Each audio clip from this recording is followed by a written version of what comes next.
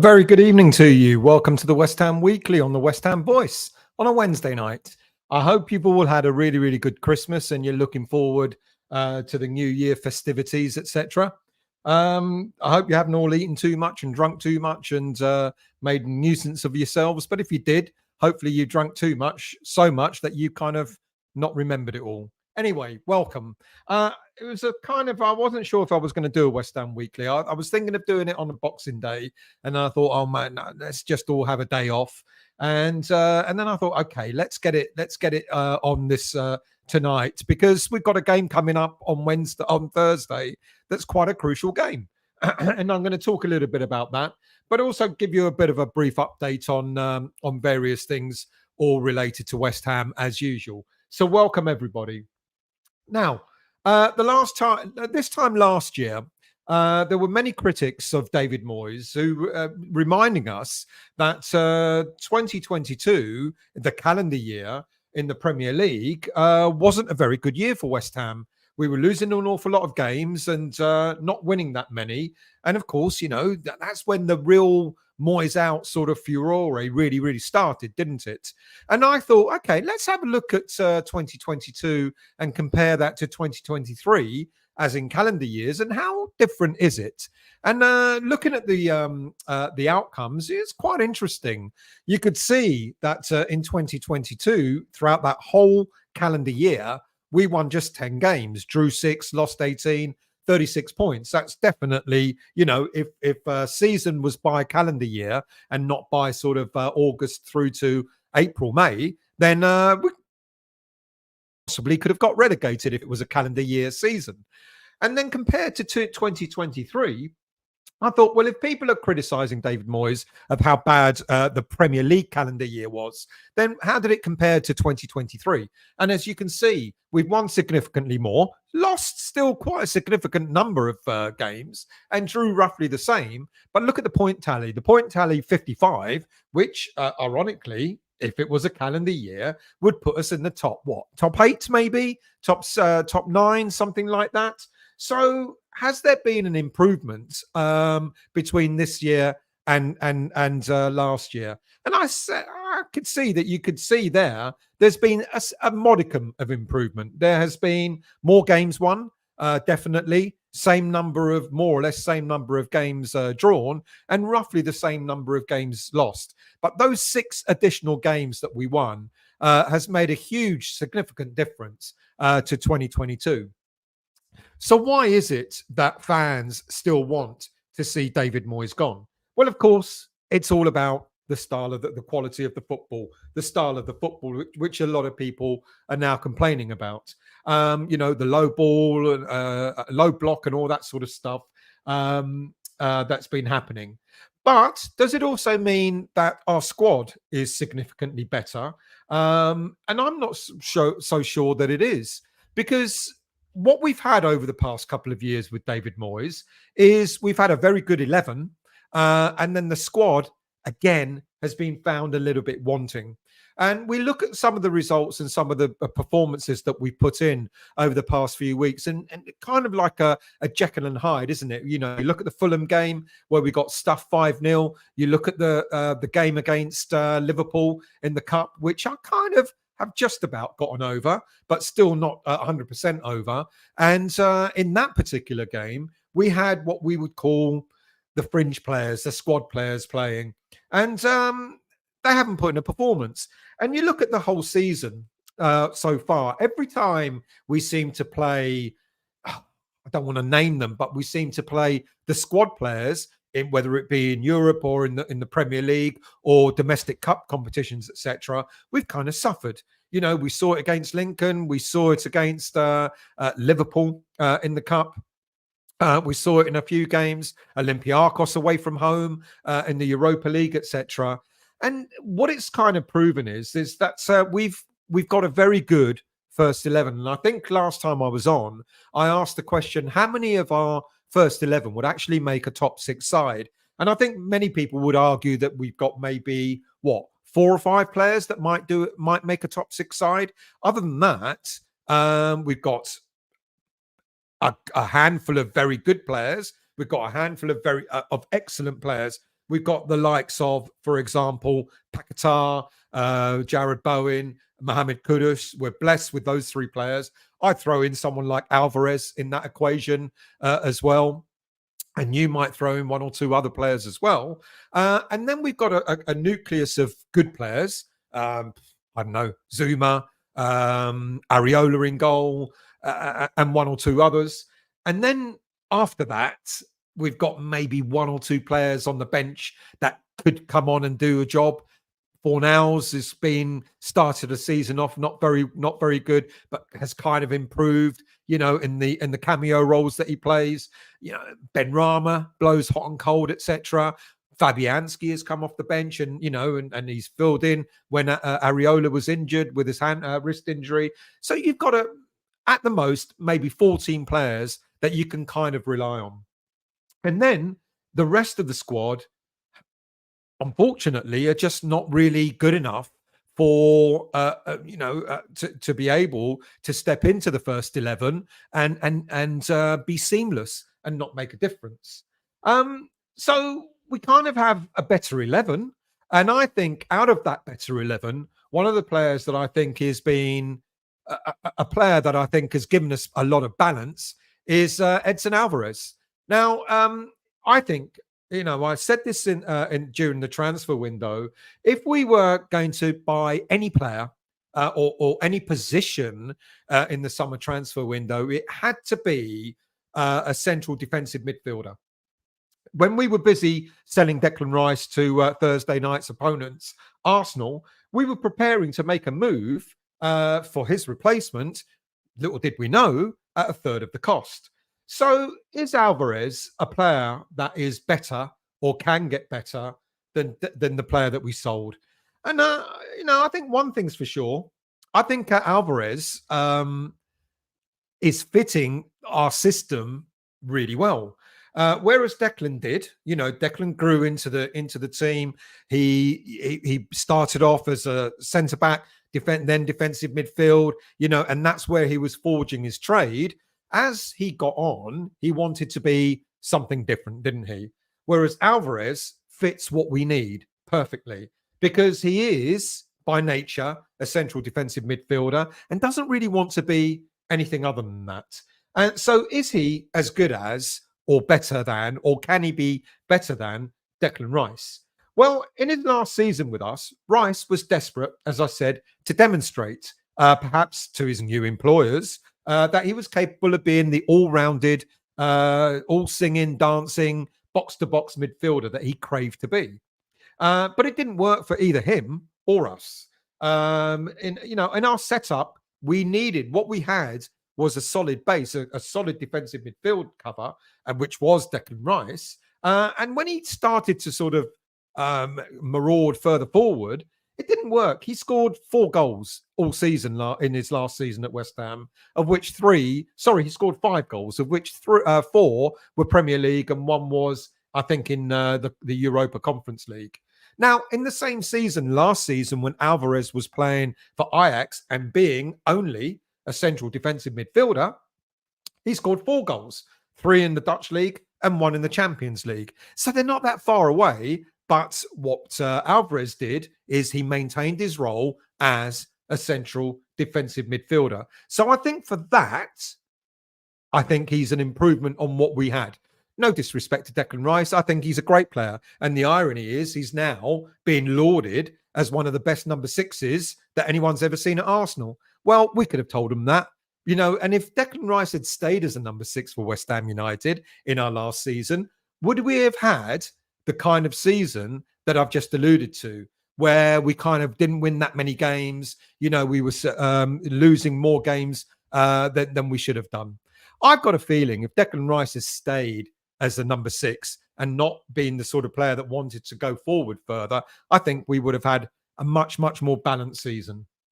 So we go into the game against Arsenal, and it's going to be an interesting scenario that we're going to have Declan Rice's successor and see how they get on. And it could be that game against Arsenal will be decided in midfield. And I think one of the things that Alvarez is going to definitely show us on Thursday night is just how close he is to Declan Rice. Let's not forget, there's only a couple of years difference. It's his first season in the Premier League. And I think Alvarez has got a lot to prove, a lot to demonstrate that he can be and will continue to be a successor to Declan Rice.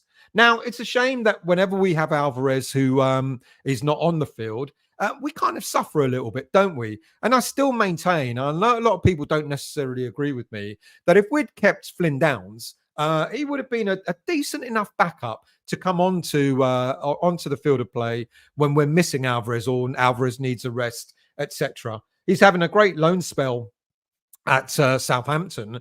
And I just keep wondering to myself, is that his level, or can he actually be, can he improve as a Premier League player? There are others, obviously, that people have been talking about playing in central defensive midfield. Kehrer is one of them. I'm going to talk about him a little bit later on as well. And of course, Connor Coventry. But Coventry has not got a look in at all, has he, this season? So it makes me wonder, why did we not keep Flynn Downs over Connor Coventry? We could have sent Coventry out on loan and could have kept Flynn Downs as cover for Alvarez. And if Moyes had said to him, look, I know you want more game time, but stick with me. You're going to actually be able to get game time. We've got Europe, we've got domestic cup competitions, etc. I think we could have been a bit stronger for it. In all honesty, the stats that I've got here suggests that when you look at as it stands at the moment so far this season, Declan Rice kind of comes a little bit on top above Edson Alvarez. You look at number of ball recoveries, they're better on Declan Rice's side, but possession lost is worse for Rice. Alvarez keeps the ball a lot better. But then when it comes to things like shot accuracy and pass attempts, Declan, he's superior to Alvarez, more pass attempts, more passes completed, more accuracy, etc. But then you look further down on that grid and you look at things like the defensive side of his play, clearances, blocks, and so on. Alvarez comes on top. So it's going to be interesting. Now, I don't expect us to get much of the ball on Thursday night. You look at the game against Man United, even though it was at home, we had something like 35% possession of the ball. And I don't expect us to get much more than that on Thursday night. So maybe when it comes to, what's a stronger requirement, maybe Alvarez's defensive qualities will shine through. He's the glue that sticks our midfield together at the moment. I think he's an inspired signing, to be quite honest with you. I think he's a signing that we really, really needed. Didn't matter. I know a lot of people say we need a left winger, we need a left back, we need a right back, we need a striker. Yes, we do need all these players. But I maintain that if there was only one signing that we had to do during the transfer window in the summer, it had to be a defensive midfielder. He's given us a completely different approach to our game. And that might bode well in the game against Arsenal. Now, look, the Man United game. All right, people are going to say it was a bit of a boring game, another low, not much happening, etc. But we kind of in the first half in the Man United game, we kind of counted each other really. Not a lot happened during the first half, but then we came to life in the second half. And I know people don't want to hear it, but the tactical tinkering of David Moyes won us the game. Kudus came out and said it. I think one or two other players alluded to it as well, that the changes that Moyes made, he didn't change the formation, but the changes that Moyes made in moving Bowen out right, put Kudus and Paquetá in the middle, and he put Ward-Prowse out on the left, made a difference. We're blessed, we're lucky that we've got players in our squad that can move around. You remember the old thing about the Dutch teams, the sort of total football. Now, don't get me wrong, I'm not suggesting for a minute that West Ham United are playing total football under David Moyes. I think I would be crucified if anyone thought I was saying that. But the idea of total football is that you have players who can switch positions, move around, be fluid in their game. And so the fact that Moyes did that, his plan B, I guess, you've got to give him a little bit of credit. I know people don't want to always give Moyes.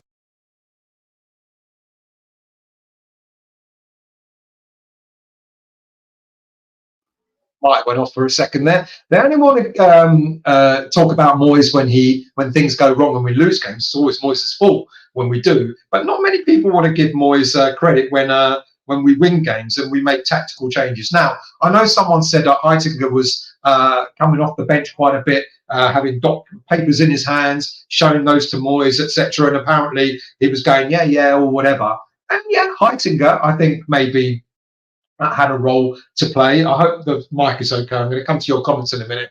Heitinga maybe had a role to play in us winning that game as well. But isn't it refreshing when we always hear about David Moyes not taking advice, he does his own thing, doesn't listen to his coaches, etc. Isn't it refreshing that if Heitinga had a role to play in suggesting move the players around, etc., that it worked? Long may it rain. Long may it rain. Right, let me go into the chat and say hello to you all. I'll go all the way to the very top. Good evening to you, Foxes. I hope you're well. He never really stepped up to the Premier League and didn't do too well for Germany. I guess you're talking about Kehrer. I'm going to come to the transfer windows stories in a moment. Bit like Ben Rama. Good evening to you, Foxes. Yeah, we did. It was a weird Christmas. It was unfortunately, we went with my mum, who's not well, and so we went to other friends and they cooked for us, which can't be bad, really. I hope you did too, Montana. I'm just waiting for the season to end, to see how we finish and if we win a trophy. Dare I say we had a great opportunity to win a trophy last week, and we did fluff it. Evening, Epic. I hope you're well. I hope Moyes out even. I want Moyes out even if we win the league. I'm just so tired of his tactics, man management, and behaviour. But let me ask you, if we were actually that successful, doesn't it prove that Moyes' approach is, I don't know, the right approach? Can Moyes be moulded into a Tim friendly manager? Interesting. Well, Noble has spoken about Tim Steiden and his influence on, getting Kudus here, etc. Maybe Moyes is softening. Merry Christmas to you, Scott. I hope you're well. Bill, good evening to you, mate. I hope you're well. It was all good, and I hope you had a good Christmas too. Good evening, Funky. How are you, mates? I watched Massive today, top 6 over Christmas. Last 16 in Europe. I watched Massive today. We're massive. Top 6 over Christmas, last 16 in Europe, 3 years running, Bowen equal with Mo Salah, and second after Haaland. Kudus on fire. What's there not to like? Are we still Moyes bashing? Some people are. Pigats, good evening to you, mate. I hope you're well. Season's greetings to you as well, mate. Michael, good evening to you. Happy holidays to you too. We will need to recruit homegrown in the next 2 windows to keep our quota. We absolutely will. And there's a lot of suggestion that in terms of some of the players that are rumoured to be leaving West Ham in this January transfer window, we're going to be looking for homegrowns to replace them, because not only do we have to, there are other players, homegrown players, that are likely to leave. Ben Johnson's still not decided what's happening with him. Connor Commentary, who I've just mentioned, last year of his contract. Both Johnson and Commentary last year of their contracts.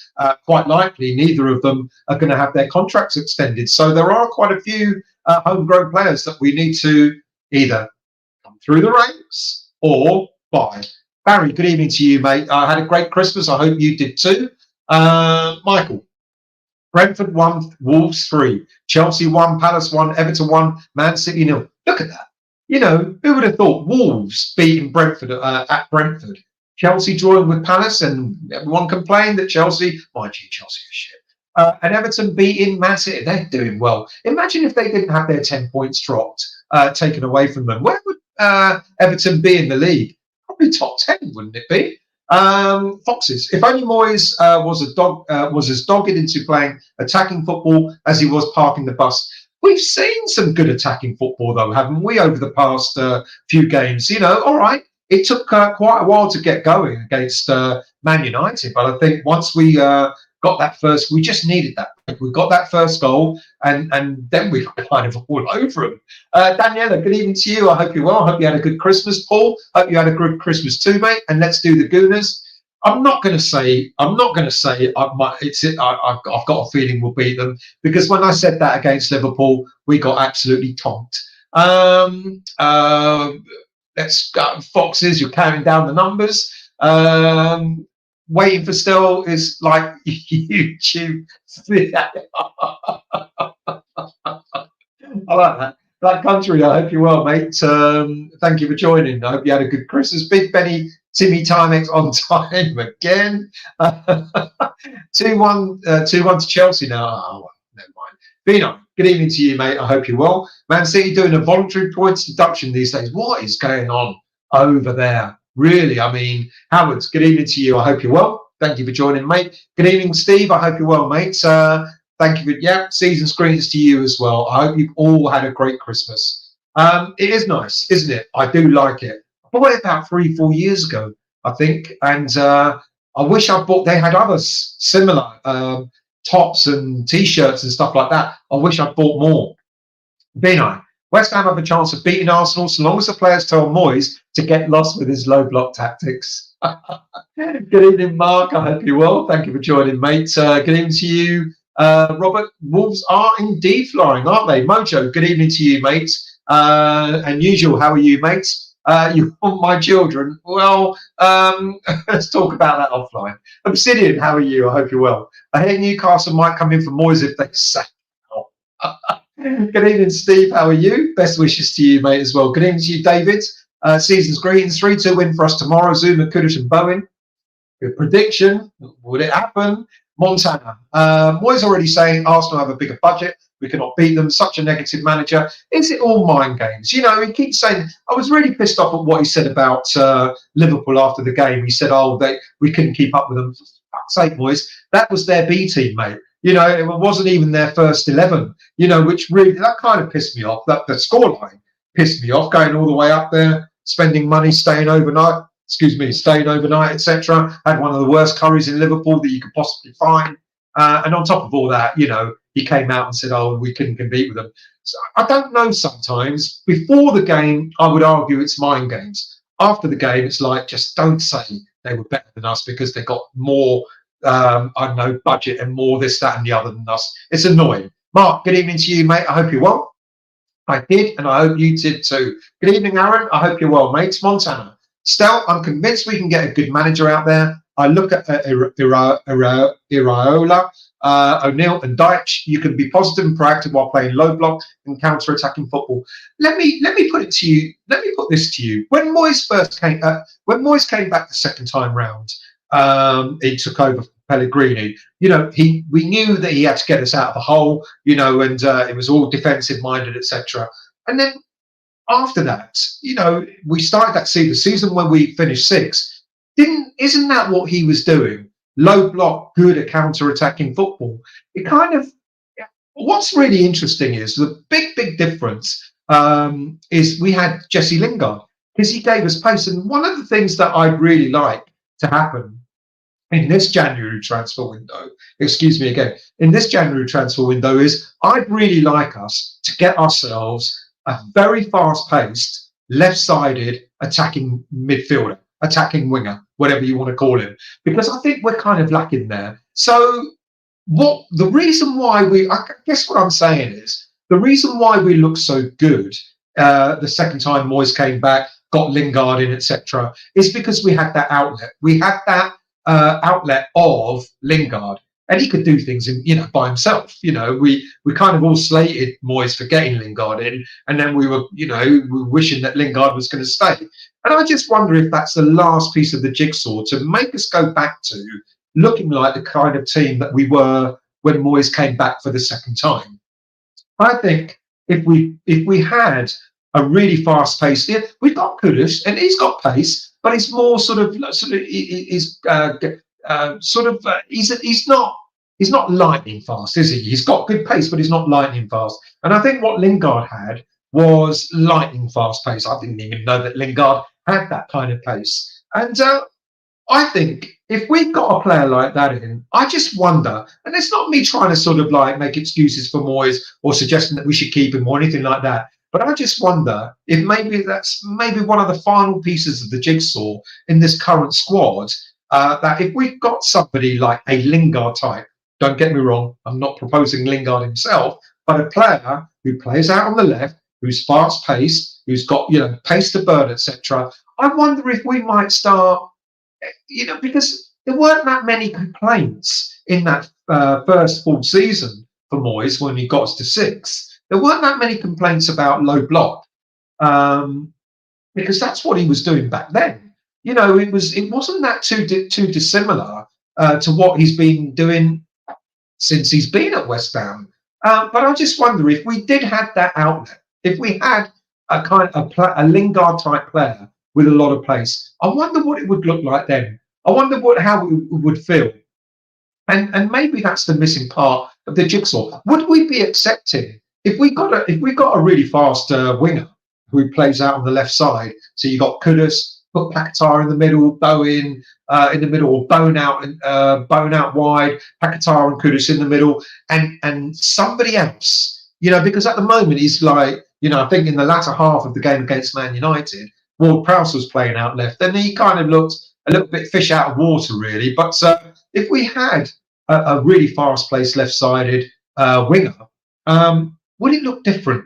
Would all of a sudden the whole feel of how West Ham United are playing their game, would it be different to us? Because I can't remember a lot of people complaining that first full season that Moyes was in charge. You know, and even the second season wasn't. It's really only been like the last sort of season and a half where it's been. We've lost a lot of games. It's been pretty turgid football, etc., because we haven't had that counter-attacking outlet.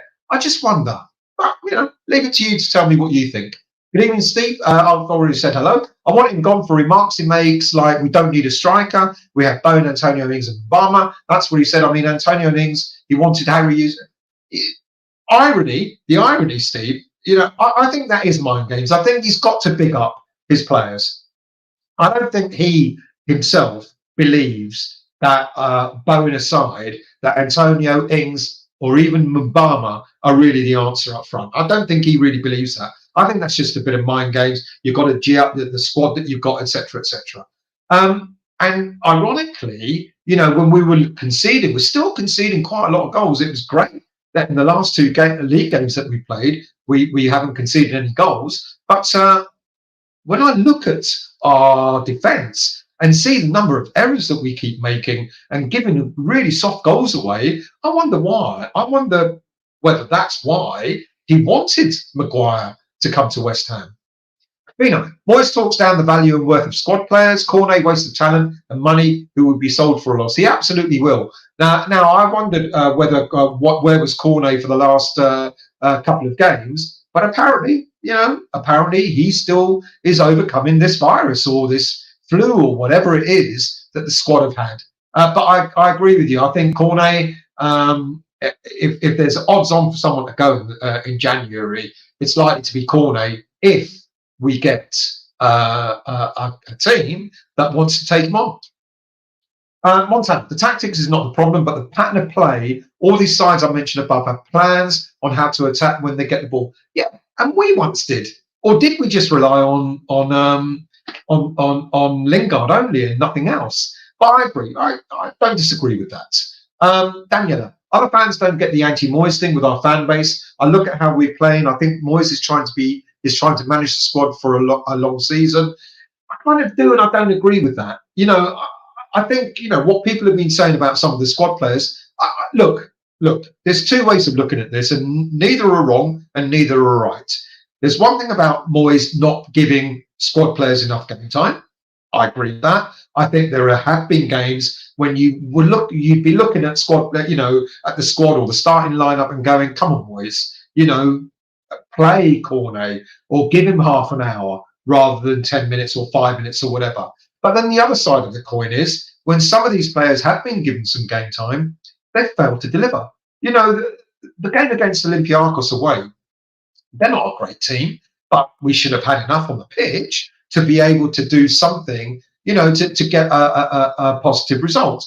I look at the game against Liverpool last week, you know, and I'm thinking, and I kept looking at the team selection and thinking, actually, hang on a minute, you know, really the only major changes he made were primarily, you know, Fornals in midfield and a couple of different players in defence. And ironically, one of our best players against Liverpool that night was one of the squad players, Ben Johnson. He actually always seems to play better on the left-hand side, being a right-footed, meant to be a right back. He always seems to play better on the left-hand side than he does on the right-hand side. But I think some of the squad players have kind of, when they have been given an opportunity, I don't think a lot of them have really lived up to being able to deliver what we know they should be able to. Jerry, good evening to you, mate. I hope you're well. Obsidian, it's just not the football, it's his attitude. He treats fans, fringe players, the youth, and even the press with contempt. He's a human being. Yeah, I get that. He, by his own admission, he doesn't. And again, please, I'm not being an apologist for David Moyes. So the comments that you guys are making, he doesn't like interviews. He kind of more or less implies that he's taking the piss out of the press. The fans, I think what he did against Liverpool was kind of unforgivable, to be quite honest with you. I really thought that could have been the domestic cup that we could have won. I agree with the fringe players. He does have favourites. There's no denying that. Once you're once you're not in Moyes' favourite books, you're done for. The youth, I've kind of said before that there's many other teams that do much the same with their youth. Not every team goes out there and puts youth in. It's going to be very, very, very interesting to see what happens in the summer. Someone just said earlier on about needing to up our number of homegrown players. Like I said, there's two options. You either go out and buy homegrown players, English players, British players, or you promote one or two. And I just wonder, whether Moyes stays or not is another matter. I just wonder what might actually happen with our squad this coming summer. If these youth players are good enough, I've always said, if they're actually really good enough, they will play. Look at Mubama. I know some people will say he's played, but he's not been given, he's not been given any the ball properly. So, how can he demonstrate how good he is? And other people were actually beginning to say, actually, is Mubama as good as we thought or hoped he was? Pigats, I remember that Yarmolenko used to stay fresh by playing with the under-21s. I wonder why French players don't do it. That's a really, really good point. Every time Yarmolenko, well, not every time, but a lot of the times Yarmolenko was dropped, he went and played football with the under-21s. James, good evening to you, mate. I hope you're well. Vino, only the first 11 is good. It's dinosaur propaganda. Moyes didn't rate Allaire and was sold on the cheap. I don't disagree with that. I thought Allaire, even to this day, I think God knows what we could have done if Allaire was used properly. But I do look at the squad and I look at it and I think, you look at the players that are coming on and you go, actually, ironically, Cornet, when he actually had his chance in Europe, he actually proved that he's still got something he can deliver. I don't know what's happened to him. People keep saying he's ill, and that he's being carefully guided because of the injury that he had. I wonder how bad that injury may be and if it's career threatening. Steve, the squad needs rebuilding. Fabianski, Antonio, Bonner, Creswell, all too old. Kehrer, Cornet, Benrahma, Fornals are likely to leave. Yeah, they are. And look at Oggy. I love Oggy. I think he's been one of our best defenders that we've had at the club for many a while. But Ogbonna is too slow. Creswell, we know, unfortunately, can't do it. Antonio, unfortunately, get on, maybe give us 20 minutes and that's it. They are the squad players. Fabianski, I think he did all right. I was really worried that maybe after playing 3 or 4 games in a row, that Fabianski was going to be kept as our number one. I'm actually really glad that Areola is back between the sticks for the Premier League games. But you look at those players, Bono, Creswell, Antonio, they have seen better days. Kehrer, I like Kehrer, but it looks as if that the reason why we're not playing Kehrer enough is because he's being wrapped up in cotton wool because he is likely to be going in January. Cornet, I've already mentioned. Fornals has blown a bit hot and cold. And Benrahma, another squad player, has also blown a bit hot and cold. So, it's not that I'm saying you're wrong, Vinay, about saying, only the first 11 is good. But then you look at some of these players and you ask yourself, well, what's going on with some of these players? Antonio or Bonner, etc. I have, with the greatest of respect to Antonio, I haven't rated him as our starting striker for a number of years, not just recently. We should have replaced him years ago. I agree with you. I think, Hilaire was a much, much better footballer. Of course, he's a much better footballer, striker than Antonio is. But unfortunately, at the time, Moyes didn't use him because he wanted a different style of football. James, we're missing a pivotal player down our left side. Get someone flying down there and we'll be a strong team. What I just mentioned, totally agree. Alex, good evening to you. Moyes through that game against Liverpool, he is the problem. Many people are saying the same thing. Mark, when Naif is fit, I wouldn't mind seeing 3 at the back. Yeah, good point. Pushing Emerson higher on the left with Paquetá in the middle and Souček on the bench. Good call. Good call. Good evening to you, Douglas. Whatever. What, mate? Michael, our squad depth is very poor. I thought we had a really good squad. I really did. But then you start looking at it and you're thinking, Michael's kind of right. Montana, still, the manager has damaged their morale, and that is why many of the players have forced their way out since Dawson Diop. The question is, why do they look so adamant to force moves away?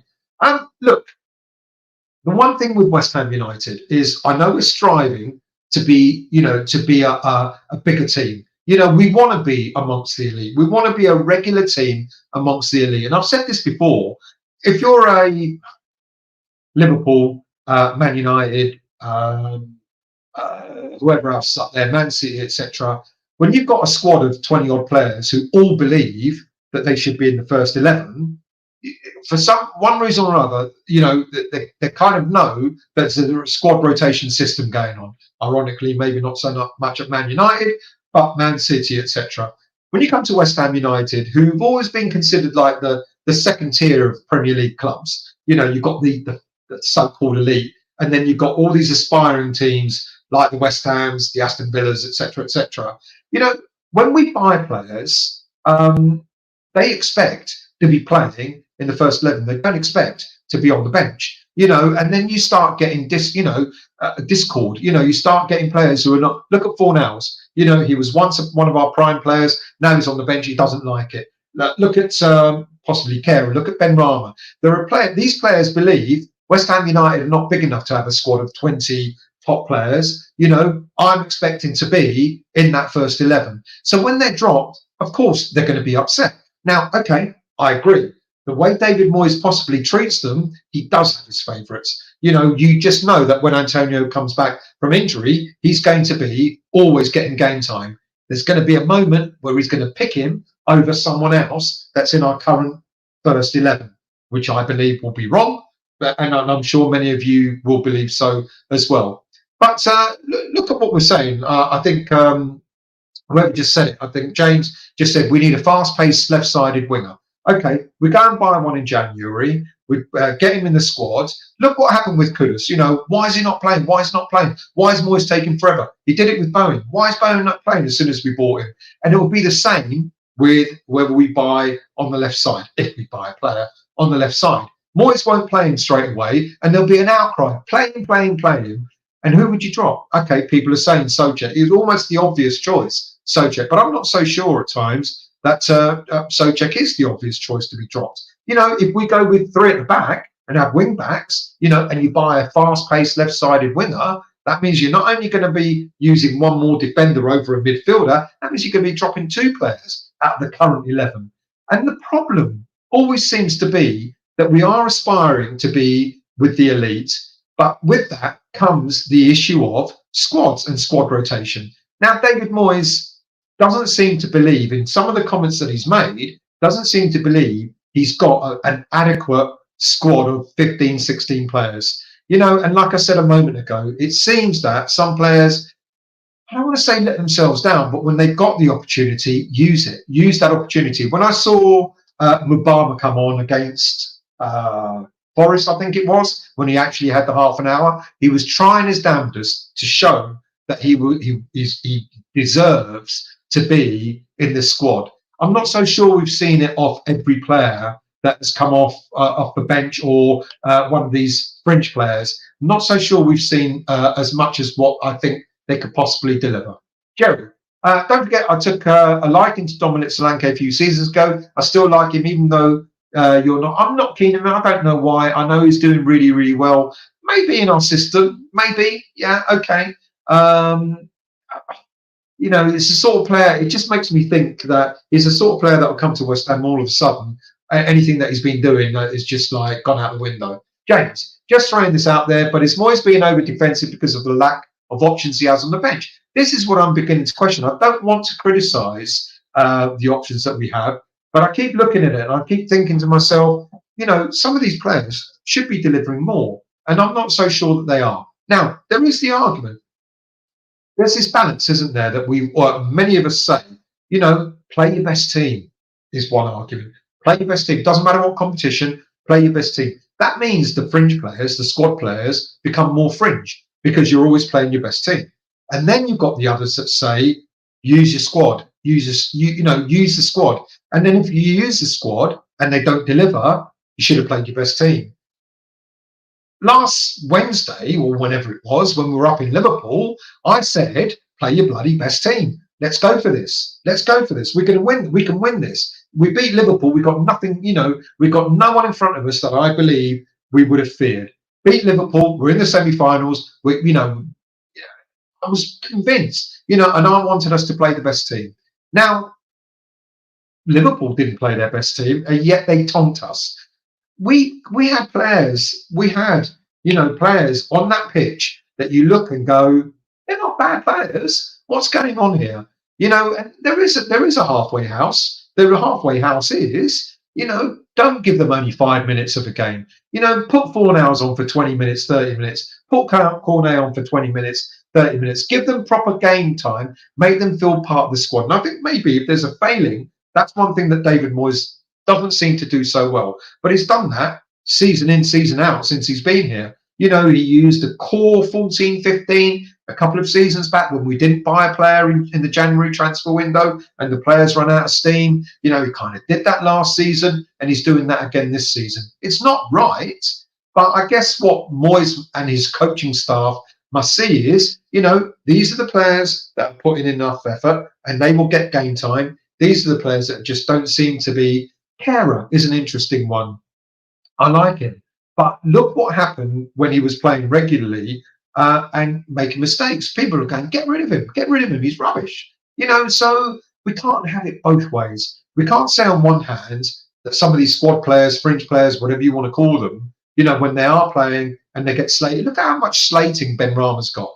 There's a marmite for Ben Rama. There's a lot of fans that like him. There's a lot of fans that think he doesn't do anywhere near enough. And now that he's been dropped, it's like, well, why aren't you picking Benny? Because he's not consistent, so we can't have it both ways. But Rice wants to be big Charlie Potato. He did, and guess what he's doing now? Playing as a defensive midfielder for Arsenal. I believe the system should be built around the players. Trying to play square pegs in round holes doesn't always work. I disagree with that. Steve, another thing I hate about Moyes is apart from some last-minute goals. Come on, everybody. Socek is shit. Well, I disagree. What has he scored? He's scored, I think, 10 goals already in all competitions this season. He does a lot of the dirty work. He's not the most flair player. We know that. I don't disagree with that bit. Daniel, Obsidian Curse, I've got no problem treating the press with contempt and not sure he does treat fans, fringe players and youth with contempt. City just scored 1-1. Aaron. Hopefully they got a winning run rather than them win the league than Liverpool or Arsenal. Don't want Arsenal winning the league. Really don't. But people who want Moyes to be the boatman will see things in that shade regardless. You're right. That is true. I do wonder. I mean, there was a time, I think I said this, during last season, there was a moment in time when I was nervous. I think just after the World Cup and we weren't improving on our results and I was getting really twitchy and thinking, I see what people are saying. The low block, we've been playing low block since he came here. Like I said earlier on, the difference is the outlet. It's the players that we have. We get a left-sided, fast-paced left-sided winger. I wonder if people will be complaining about low block after that. Black Country. Moyes' style of play is poor. Tomorrow night, 10 London buses behind the ball. We all know his tactics. I had more respect for Moyes if he just went for it. He's not going to change. Still Moyes out. It's going to be interesting to see what happens tomorrow night. Let's scroll down. Paul. They are masters of dark arts, can't go near them. Arteta's cheats. Yeah, I don't, a lot of Premier League clubs are doing this. It's one interesting thing that we don't do. Apart from Paquetá, we don't have players that go down holding their heads and all that sort of stuff. And I don't like that about Arsenal. It is a form of cheating. James, how many believe that Moyes will actually behind a tactical change during the game? I'm not questioning this, and I can't go with it, because we can't have the argument that when we lose it's down to Moyes and when we win it's got nothing to do with him. You can't have that argument. One thing I do like, if Heitinga is behind some of the tactical changes, then you've got to give Moyes, that bit of credit for saying we've always believed he doesn't take advice from anyone, even during game time, etc. He always does his own thing. And now we're saying, well, just because if he is taking advice, I think that's a really good thing. I think that's good for West Ham. If he's actually taken advice from his coaching staff, I think that's a massive step forward for someone like David Moyes. You can't have it both ways. Again, this is not me trying to protect Moyes or anything like that, but you can't have it where when we lose, it's all down to Moyes and his tactics, and when we win, I had nothing to do with him. It doesn't make sense. Let's scroll down. Jerry, I'm not sure about all these stats. I don't believe they always tell a true story. Just an indicator. I think we have to get over ice. Oh, mate. Jerry, I am well over ice. I was actually trying to make a point. The case for Alvarez. I was a bit disappointed, to be quite honest with you, that Alvarez's stats didn't stand up, especially on things like the passing, etc. But then I look at the players, and there is a difference. They're both defensive-minded midfielders, yeah. But Alvarez has got more that defensive-mindedness about him. So when it comes to the blocking, clearances, etc., I would have been worried if he wasn't better at those. I'm on echo. Let me just double check my audio.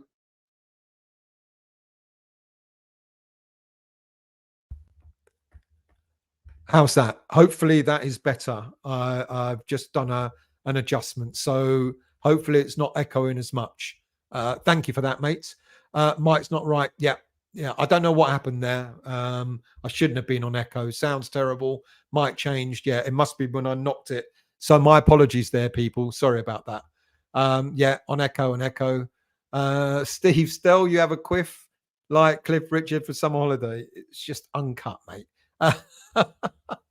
Hopefully it's no longer on echo. Alan, morning. I hope Christmas good and have a successful new year. Thank you, mate. And the same to you as well. A penalty for City. Does that mean they're now winning 2-1? Epic. Yeah, I did. I knocked it and didn't realise. My apologies for that. Peter, good evening to you. There's no pleasing Sam supporters. It's such a shame. There's no pleasing some supporters. It's such a shame. Daniela, let's be honest. Sir Alex, Cloughie, and Horizon and other successful managers have an air of arrogance about them. That is true. Black Country. Sorry, still, Moyes didn't make those changes. It was his backroom staff. But whether it was, look, what we have an argument. We've had an argument before when Moyes 4-1 to Wolves. Fuck me, wow. We had an argument in the past where people are saying, Moyes doesn't listen to anybody. Moyes doesn't take any notice of what anybody says. And all of a sudden, if Moyes does, I think that's a good move. I think it means that he's working alongside his technical team, his coaches. That ain't a bad thing. Lord Patrick, good evening to you. Take this however you like. Some of our fans are thick and didn't deserve the cup win last season, but hey ho, there you go. Funky Tees. Stell, Massive is a TNT sports film following West Ham through to the final of Europa Conference. Worth a watch. Thank you for that. I didn't know that. I will definitely look out for that. Usual. If someone has to, yeah, sorry. My fault. I thought I checked it. I thought it was okay. So hopefully the sound is better now. Michael, we beat them in the cup, so they will be aware by the end of that game, their full strength team on the pitch. You know what? We did. Let's go into the game, shall we? Because, I think we've got a team that is good enough to actually, our first 11, that is good enough to actually get a positive result over Arsenal on Thursday night. What kind of lineup do we expect? Look, Arsenal, they'll be missing a number of players. Kai Havertz is out because of suspension. They've got a number of players injured, Jurian Timber and Takahiro Tomiyasu. Their defenders out injured. Fabio Vieira, Thomas Partey, all missing as well.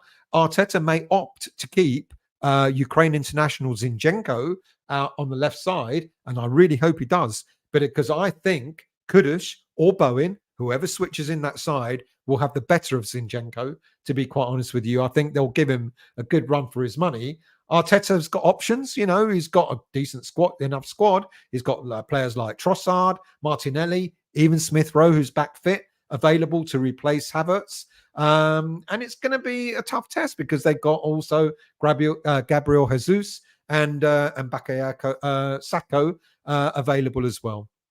So even though they've got a number of players, I don't want to say this could be a great time to play them, because I can't remember what team it was who wasn't Liverpool. Well, actually, Liverpool had a few injuries as well, didn't they? You know, and I said it was a great time to play them. I'm not going to say that anymore because, you know, and this is maybe the difference between squads.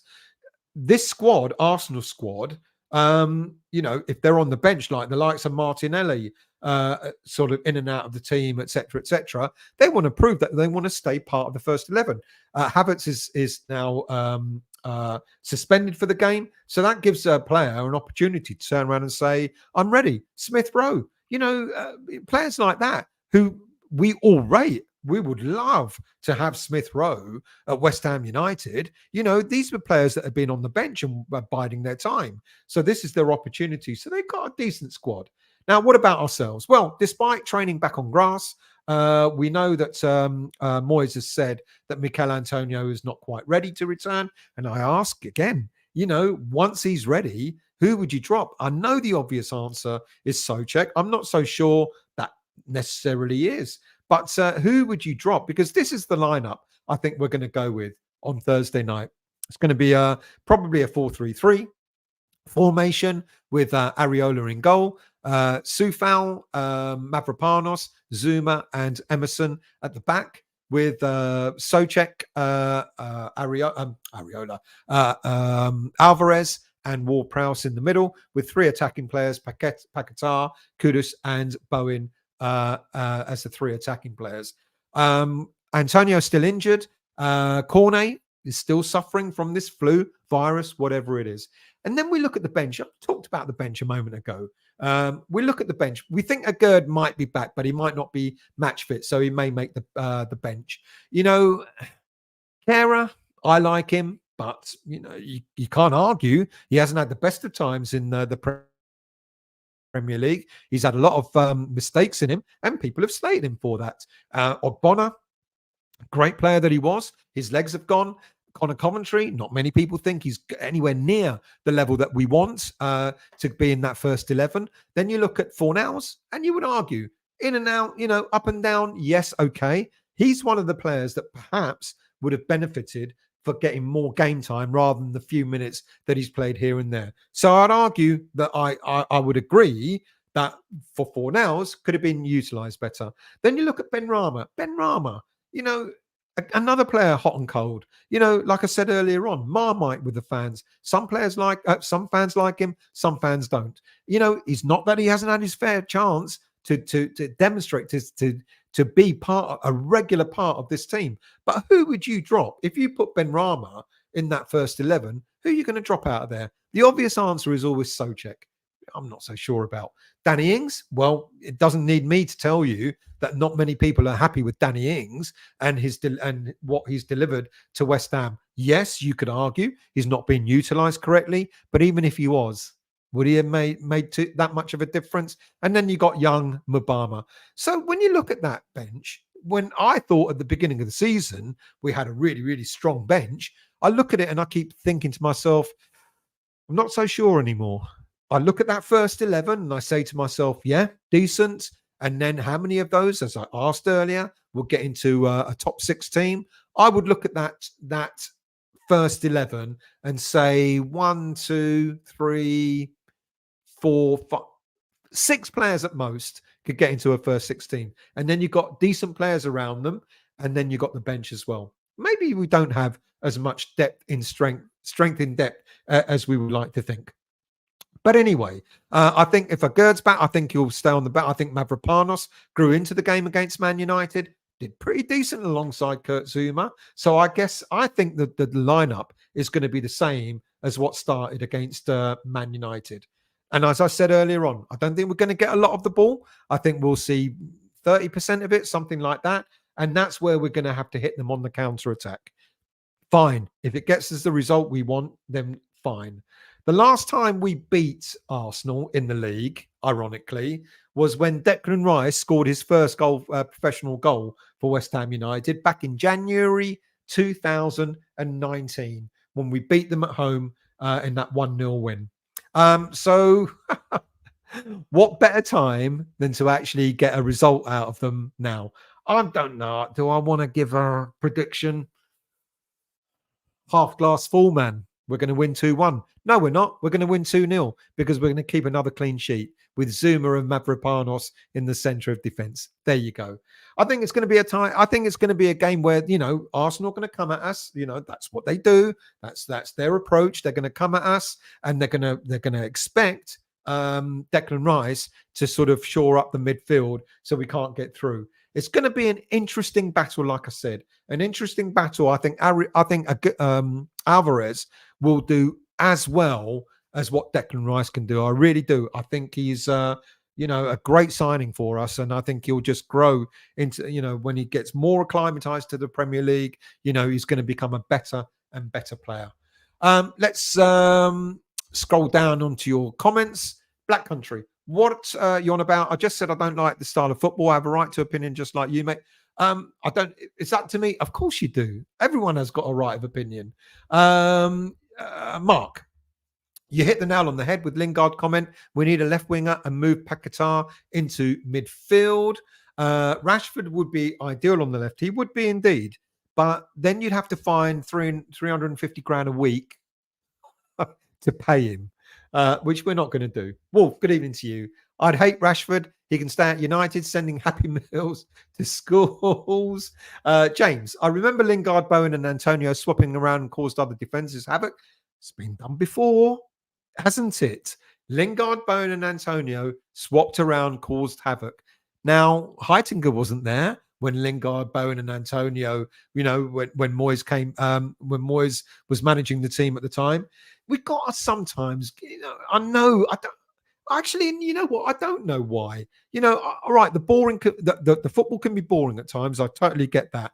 But I'm not sure how a section of the fan base have grown an absolute hatred for the man himself, because you're absolutely right, James. We did that. Lingard, Bowen and Antonio used to swap around. Moyes is kind of doing this.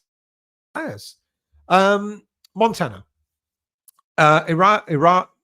Can't even pronounce his name. Iralo, that'll do. Irala. And Bournemouth plays attractive football. Stop bringing only the losing sides. Makes example of those that we're getting wins. Make example of those that are getting wins too. Yeah, look, they are playing attractive football, and I don't know much about the manager, but he's doing relatively well. Paul, lose 5-0 to Fulham and throw the game at Liverpool. Moyes out are thick. Brian, good evening to you. Merry Christmas from across the pond. Merry Christmas to you as well, mate. Could we not try Antonio when healthy out on the left? I would love a pacey left winger, but Antonio this might work. I think the reason why, I said this quite some time ago, I think the reason why Antonio is never likely to play out on the wings again is because of his hamstrings. I think that's probably all that running is like he's more stationary, less chance of getting those injuries. So I don't know. Yes, he's got the pace. Or has he still got the pace anymore? I'm not so sure. A lot of people have suggested that in the past. Good evening to you, Valano. Everyone's still complaining about the style of playing. Yeah. Lord Patrick, I have respect for all people. The fact remains that a lot of people are very thick. Truth hurts. Be kind to each other, please. I wouldn't insult fans. We all have a right of opinion. Some Moyes in, some Moyes out. It's what makes the world go. It absolutely is, which is why I do this show. Because if we had everyone saying the same thing, it'd be a bit boring, really, wouldn't it? Montana. We need an upgrade on Benrahma and Antonio for 3 seasons, yet we dither in the market. I don't know if we dither in the market, to be quite honest with you. I think Moyes had a set mind of what he wanted. I'll never forget the January transfer window. Was it 2020 or 2021? I can't remember, when we didn't buy anyone. He had in his mind who he wanted. He wanted Darwin Núñez, who's gone to Liverpool. He also wanted the other one, the winger, the Portuguese. Oh no, Núñez is Portuguese. No, he's Uruguayan. The Portuguese winger who also went to Liverpool. Can't remember his name. He wanted certain players. He wanted Calvin Phillips, and he couldn't get any of them. So he ended up getting bloody no one. And there's a part of me that respects that, because he knows what he wants. He knows the players he wants, etc. And there's another part of me that goes, yeah, but for goodness sake, surely you can get someone as near, damn it, as good that can do a job for you. I think we do need an upgrade on Antonio. It's sad to see possibly Benrahma leaving, but I'm pretty certain that he will. And but we do need an upgrade. We need a consistent left-sided player, is what we need. Dither, I think now with Steiden in the hot seat, I don't think we're going to dither that much. I'm pretty certain we've got players lined up. I'm pretty certain we've got players lined up as to who we believe should be moving on, and we've got players lined up who we want to bring in. Good evening to you, Christine. Thank you for joining. Much appreciated. I hope you're well. Vinay, I know someone who is Moyes in and Moyes out at the same time. He is getting professional help. That's me. I'm Moyes, sort of I'm after the Liverpool game, I was like, Jesus Christ, I know why the Moyes outlaw want him gone. I was really, really frustrated. And then I sort of went to the Man United game, and I was sitting there and I was watching. I thought, first half was all right, nothing special, but it was all right, holding our own and so on. And then we just came to life, and it was like, goodness me, look at West Ham United. We walked away with a smile on our faces, 2-0 win, 3 points up. That took us up to 6th place. And you kind of you see, this is the dilemma, isn't it? The massive dilemma. On one hand, when things don't go well, it's like, good grief, I get what Moyes outlaw are saying. And then on the other hand, when things do go well, you go, is it so bad? James, look how many free kicks Ward-Prowse would get and score from on the left side of the penalty area. If we get a fast left-sided winger, that would open up for those free kicks again. Yeah. Usual. I'm drunk as a million men, and I'm missing Happy Hammerette. Yeah. Where is Hammerette? Maybe she didn't get the message. Good evening to you, Carl. I hope you're well. How do you think the January transfer window will play out for us? I'm going to get onto the transfers in a moment, mate, because I've seen a lot of stories about players who apparently we're going to buy. But I bet you we don't buy any of the ones that are currently in the news. Yeah, pretty certain of that. I could be wrong, but I bet I'm not. Okay. You two are having your own little argument. Good evening to you, Mandy. I hope you're well. Thank you for joining. What's the echo? Hopefully by now I haven't got an echo. Is the setting on the mic. I knocked something. Daniela, Stella, I thought Ben Johnson was getting roasted in the first half. Liverpool improved in the second half. I think he was kind of doing all right. I think he ended up being one of our better players. Do I want Johnson to stay? I like Ben Johnson. He's a homegrown as well. Stella to stay. I hope it's improved. I really do. That was half an hour ago. So hopefully it's improved. Mandy, imagine a front two of Hilaire and Skamaka with Bone and Kudus. Mind wanders. James, I think Stell's doing tonight's show from the BBC room cupboard. Evening, Anthos. I hope you're well. Not a case of not wanting to watch. Where West Ham improving this style of football should be the aim. Did you enjoy the last half hour of the Man United game? Did you enjoy it? Because I certainly did. Good evening to you, Garino. I hope you're well. I hope you all had a great Christmas and New Year. When West Ham will become even more massive, we will become even more massive. I'm David Moyes. Damien, good evening to you. Good night, all. I totally agree with you regarding Flynn Downs. What an understudy would be to Alvarez. Good night, Damien. Thank you for joining, mate. Yeah, I want Downs to succeed, not just because he's a West Ham fan, but he's also homegrown as well. I think I don't think he let us down. when he played for us, ironically. Vallano. The manager did not damage the morale. Those players showed they don't deserve to start on the team. James, happy New Year to you, mate, as well. Thank you for joining. Good evening, Lucas. I hope you're well. Facts. What facts do you want to give us? Charles, good evening to you. Have you forgotten West Ham are massive? Never forget West Ham are massive. Even when we're not, we're still massive. Garino, evening to you. Sorry, I can't stay as I'm binging the TV series Slow Horses. Not heard of that one, which is not highlights of... Good evening, Ryan. I hope you're well. Phil, we have a decent squad depth, but there are two main issues. One, Moyes is shit scared to make subs before the 85th minute. True. Two, players on the bench have no desire to get off the bench. See, it's that, isn't it, Ryan? You know, it's a mixture of both. You know, and many will argue they don't have the desire to get off the bench because they're only given 5 minutes. I get that. Ironically, Moyes has started to use subs a bit more frequently and a bit more often. You know, so why did Moyes wait so long? It is frustrating. I won't lie. Paul, squad players never used and then starting at Anfield. Great move, confident shot. Yeah, that's the thing. You know, I get that bit. That, you know, if you used them a bit more often, then maybe they wouldn't feel so rusty. Anthos, I would not trust Moyes with any more money. Even if we bought a striker, he'd ruin them. Black Country, question, what's Moyes doing with our youth squad? We have the best youth squad in the country. I don't understand. Well, we've got a very, very good youth squad who is one of the best. You know, the better youth squads are Man City, without a doubt. And I hate to say it, but Spurs' current youth squad is pretty good as well.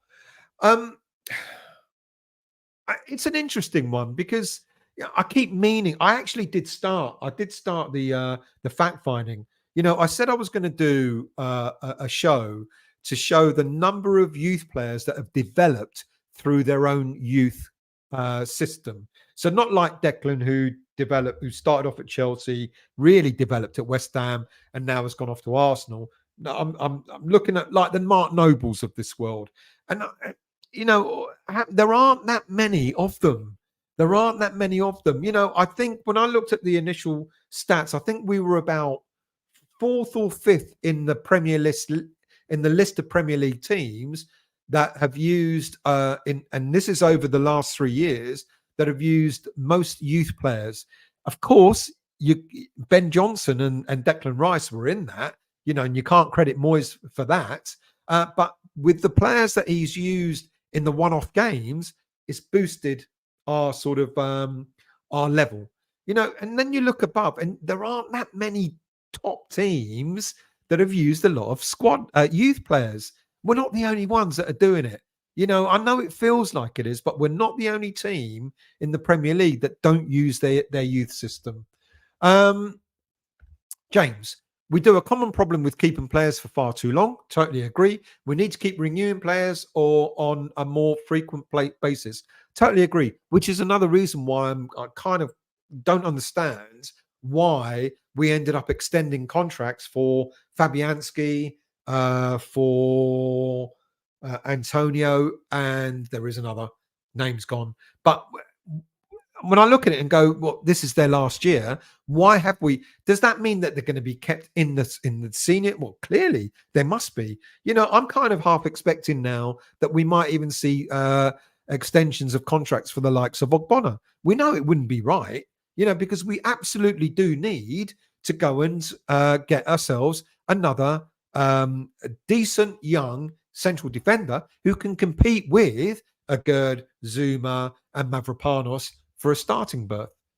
Garino, everyone, 3 points tomorrow. I have a funny feeling. 'Tis that or the Brussels sprouts have done me again. Bit of both, maybe. Peter, question: if sponsors Betway's new team had a if our sponsors Betway knew the team had a bug, would that influence their odds for West Ham to win? Oh, don't know. Good question. Black Country, Stell's Cats and Mike Cable again. I hope it's improved. No, please do tell me that the sound is perfect now. Fucking better be. Victor, not sure we will have a real quality squad. We're not sure we will have a real quality squad of players. We're not. players will not want to sit on the bench at West Ham. Are you asking me the question, or are you agreeing with me? Because that's what I think. I do think, we are, like I said earlier on, we're striving to be that bigger team, that a regular elite top team, and to achieve that is to have a squad of players, of core squad of 16, 17 players that you keep rotating. And when a player comes on, player goes off, it's almost seamless. The player is as good as the coming on as the player he's replacing. And I don't think we've ever had that. Like I said, when you look at the other teams who are regular top six, etc., they do have that kind of system. You don't hear we don't know, but you don't necessarily hear a lot of squad players being unhappy. Calvin Phillips is a prime example. All right, he's getting paid a shitload of money, but he's a prime example. Calvin Phillips is sort of player. I'm at Man City. I expect to be a squad player. I don't. Grealish, when he first went to Man City, he sat on the bench, and he knew he wasn't going to get play every game. But then the minute we get a player at West Ham, it's like immediately, I'm not coming here to sit on the bench and be a squad player and be rotated. I want to be in the first 11. What would happen? Let's say for argument's sake, we got a top quality left-sided winger that we think we need. And he comes into the squad in January, and all of a sudden, David Moyes starts rotating that player with the likes of Paquetá or Ward-Prowse or Bowen or Kudus. There will be an absolute outcry. What are you doing, Moyes? You don't know what you're doing, But that's what other teams do. Other teams rotate their squads, because you've got as good a quality on the bench as you have in the starting lineup. And unfortunately, we're not at that level, are we? We want to be. We aspire to be. But aspiring to be that means you've got to have a squad of 16, 17 players that are going to be happy to be rotated on a regular level. I'm not so sure, unfortunately, we have that. Let's try and scroll down and catch up. Anthony, good evening to you. My biggest issue with Moyes is that at any given time, he's freezing out 4 or 5 players, which is crazy with our small squad. Well, I don't know if my argument is making sense, that maybe that they're not up to the level of the first 11 that we have. But you tell me, I put up that squad again. You tell me out of these players, how many are good enough that are on the subs bench or on the injuries list? How many are good enough to be able to sort of walk into that first 11 and be seamless? I'm not sure we have as many as we would like to think. Let's scroll down. Mark. Style of playing the kids. Is that all you got? Top 7 in league and comfortable in Europe. I wouldn't risk playing young players unless. See, here we go again. The players that have really broken through in the Premier League, the Fodens of this world, the Declan Rices of this world, they're exceptional. The Rashfords who came through Man United, they're exceptional footballers. And I look at David Moyes, who I lauded when he was with the under-21s. In fact, I remember going back, several years. I did a piece on him. I did quite a large section of a show about him. How he came through the youth rank. When he came to West Ham United at the age of 7, he was originally a fullback, and then he was pushed up in one of the games when he was something like 9 or 10 years of age. He was told to go and play up front, and he didn't look back since. And I was like, look at the number of goals. And I remember the year that we were going into lockdown. I can't remember what level he was at. So it would have been 4 years ago. So it would have been in the under 14s, under 15s, something like that. He'd scored something like 40 odd goals before the season was, up until the point that the season was in lockdown and the youth were first told, not to play, etc. He'd scored something like 40 odd goals. And I remember saying about him, this guy's going to become a phenomenon. He's going to be superb, and everyone was talking about Sonny Perkins. And I kept saying, it's Mbama that you got to look out for. And I look at him now and I keep thinking to myself, has he got that kind of quality?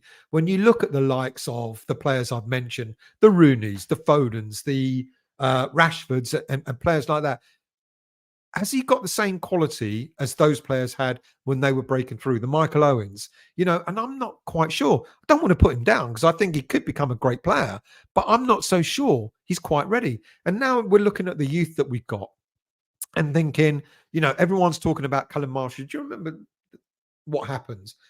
First, it was Sonny Perkins. Everyone was raving about Sonny Perkins, who really wasn't that good, and then Mabama, who hopefully will make it. And now everyone's raving about Callum Marshall. It's like people are, that's where it's at. Callum Marshall. I hope Callum Marshall's the one, if it isn't Mabama. And I hope that we're trying to put a deal together to keep him here longer because we want to make sure that we don't fall into the same trap as we're doing with Mabama, who could walk away at the end of the season for nothing.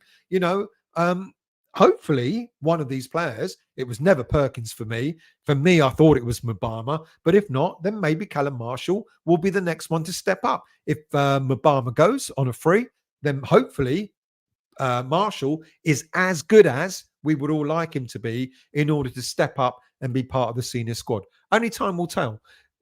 By playing them now doesn't kind of make sense. I'm not so sure that I'm, as good as they are, they're good at the under 21s level because they're only playing against under 21s. Okay. Before anyone has a go at me, yes, I know with that cup competition, the FL Trophy, they're playing third division teams, League Two division teams, etc., and they're beating League Two anywhere near the level of the Premier League. No, it isn't. So great that they're doing that, but it's still a big step up, isn't it, from that sort of level to Premier League level. I want them to succeed. I really hope they do. I really hope that the reason why we instead of going out and buying homegrown players, I really, really hope that come the end of this season in the summer, we get 2, maybe 3 of those youth players breaking into the first team. I would love it. I think that would be fantastic. Black Country. I don't know about Eddie Howe. Good question. Personally, I'd leave it to Tiny Tim to make that decision. Look at his history so far. Would he be an improvement? Maybe temporarily. Is he doing that well at Newcastle? We're above them at the moment. Fixed, good. I'm pleased. I'm glad it's fixed. So you can hear me better. Excuse me 1 second. No more Darth Vader. Mark, I often agree with you still, but don't need to hear it twice. Fair enough. Epic. Is it a coincidence that we suddenly started losing games when we lost Irvin, and now that we have Heitinga, we're winning again? Yes, it is a coincidence because I remember doing a show about Irvin and talking about him and the influence that he had at West Ham United, etc. And ironically, we kept winning games after Irvin left, and this thing about, who was it that said it, about rotating players on the pitch. I think it might have been James that said it or someone else, but we would mix it, moving Bowen, Antonio, etc., moving them around. Moyes is using the same tactics with the current squad. You can't just credit Heitinga for that. When Moyes has been doing it before with different players at West Ham United. Kenneth, good evening to you, mate. I hope you will. Don't care about our good form. I want Moyes out because he's ruining our young players, destroying player confidence. We lose money in our seller players. You can't work with Steiden. Well, you can, and he has been. Good evening, James. I hope you're well. Yeah, it's Moyes' fault we lose, and all down to his coaches when we win. Lord Patrick made a good point earlier. I doubt it's sexy. Maybe I'm losing my voice, but I don't know if it's sexy. Kenneth again. And we believe in Steiden projects, so stop coming up with these rumours about a new contract with Moyes or saying Eddie Howe could be an option. I didn't say Eddie Howe would be an option. Only Steiden knows who's coming in. Well, let's get on to the David Moyes thing, because apparently, the rumour out there is that he's told a close friend that he doesn't believe he'll be at West Ham United next season. And that close friend told some ITK, who's not really an ITK because, well, he's just not. And now we all believe that Moyes believes he won't be here at West Ham. What a load of tosh. I don't know how many. I mean, it actually came from the senior source himself that no decision will be made on David Moyes until nearer the end of the season. There is no decision on Moyes at this stage. You know, they haven't turned around. Do you remember at the beginning of the season, apparently the reason why we didn't have a very good start. No, it wasn't a very good start. It was at the beginning of the season, apparently, Moyes was told, he was called in and was told, David, we're not keeping you at the end of the season, mate. So do your job and then goodbye. You know, and now the rumours are coming out again that apparently Moyes has said to a close friend, you can't get blood out of Moyes. You know, it's like getting blood out of a stone. He doesn't say anything. I mean, look, we talked earlier on in the show about his contempt for journalists. I think sometimes he just makes things up on the cuff to piss people off. It's like, what did you say? Why did you say it? You know, so do we honestly think that he's told a close confidant who has told an ITK that he's not staying, he doesn't believe he's staying? No. A decision will be made on David Moyes at the end of the season, you know, or near the end of the season. See where we're at. It will not surprise me. It will not surprise me if David Moyes does well that he will stay. You know, it will not surprise me. Barry, if we had a 10-minute poll tonight on Moyes, I wonder what results would be. If I knew how to put a poll on, I would do it, actually, but I don't. So, see, that's where I need one of my moderators to do that sort of stuff. Early doors, good evening to you. Evening, Stella. I hope you had a great Christmas. I hope you did too. Thank you, Kenneth. Always play. Kenneth, I saw a photo of you at the state. I didn't know you were in London. Next time you are, message me and we'll meet up and have a beer. Jonathan, good evening to you. Antonio should not be able to get into the team again until people have gone to the AFCON. Well, you know, Moyes has said, I need these players when we lose players for the AFCON. We could lose up to 4 players. I don't think we will. We could lose Gerd. We could lose Ben Rama. We could lose Kudus. And we could lose someone else. Oh, Cornet. You know, but then if we lose Cornet, Ben Rama, Cornet and Ben Rama, will they be much missed? I'm not so sure.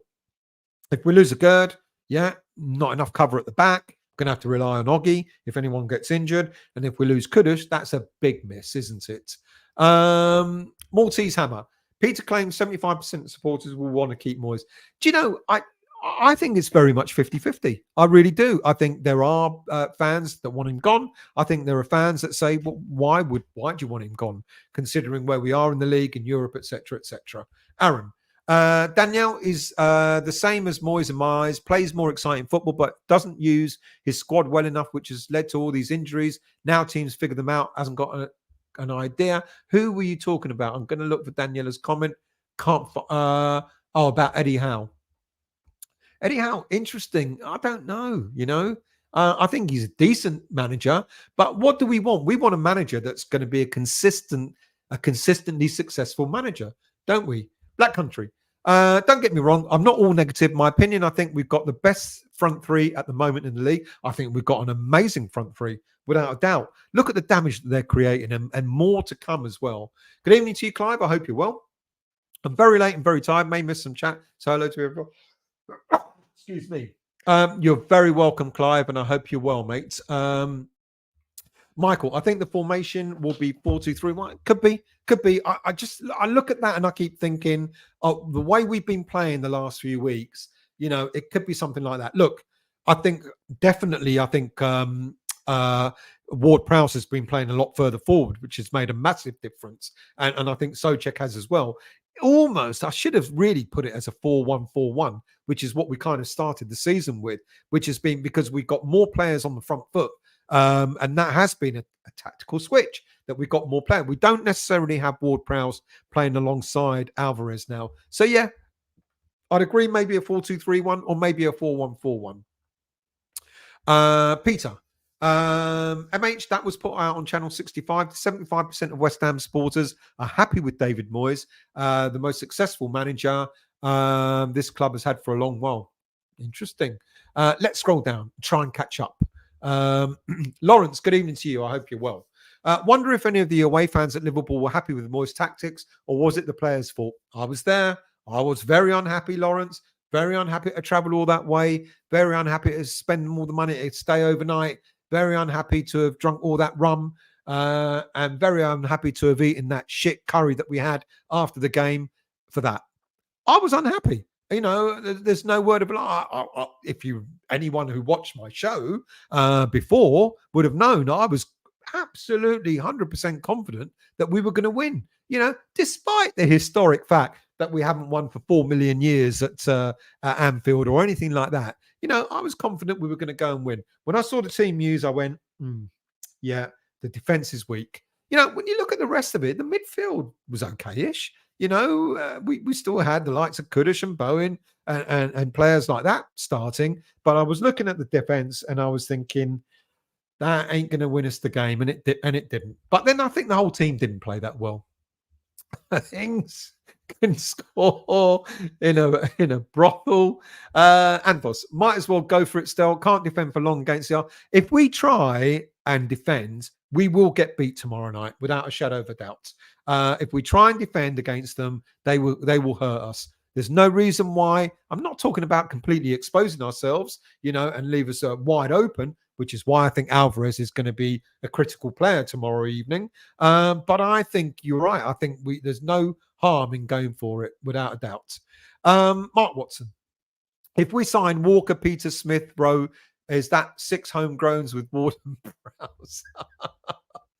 Good evening, Foe. Good to see you the other day, mate. I hope you're well. Thank you for joining. I hope all is well with you. Paul, Paquetá has to play centre, wasted on the wing. It's not hard to see. Don't disagree with that. Completely different player when he played as the fourth number. It was interesting that he actually had Kudus playing behind Paquetá. I thought it would have been the other way around, but clever nonetheless. Let's scroll down. Who else have we got? James. Paquetá is playing very well left of midfield. He's fair few assists lately, and besides, he drifts everywhere anyway. He does do that, yeah. And interesting, when he moves further in, Ward-Prowse goes out on the left. Good. Charles, with the AFCON coming up, would you take Jadon Sancho on loan as he's been frozen out? Good shout. Yeah, that is actually a pretty decent shout. Sancho's not a shit player, is he? Look, some players go to clubs and it doesn't always suit them. It was a big deal, wasn't he, Sancho? A big deal made of him going to Man United. It just hasn't worked for him. Yeah, good shout, Charles. Why not? Why not? Barry, heard Moyes has told friends he will not be at West Ham next year. I've already discussed that. And don't believe everything you read and hear because it's usually a load of crap. Melissa, Paul, if he plays in midfield, who is a trusted player to be on the left? We do, well, it's been Ward-Prowse. He's been pushed out there. But we do, if we're going to make one signing this January, because I know there's a lot of talk about we're going to do an awful lot of business. I'm not so sure we're going to do that much business. I think we'll do some. I think there will be players leaving. It's going to be interesting to see who. And I think AFCON actually comes into it because if a few players go out on, a Gerd is called up by Morocco, almost definitely. If Ben Rama's called up, etc., you're not going to really be out. You could do medicals and all that whilst they're out, out there. But that means whoever buys them is going to not be able to have them for all of January. I don't know. Kenneth, been Moyes out for 20 months and not going to flip-flop because of our results lately. Fair play. Michael, trouble with West Ham. They hold on to players too long. Agreed. Well past their best before date. It's a cruel business. They need to go when they're past it. I don't disagree. Melissa, still likes to have... No, there are some players, Melissa, that if you remember the days of I can't even pronounce his name. He's gone to Turkey. The left back. Someone tell me his name.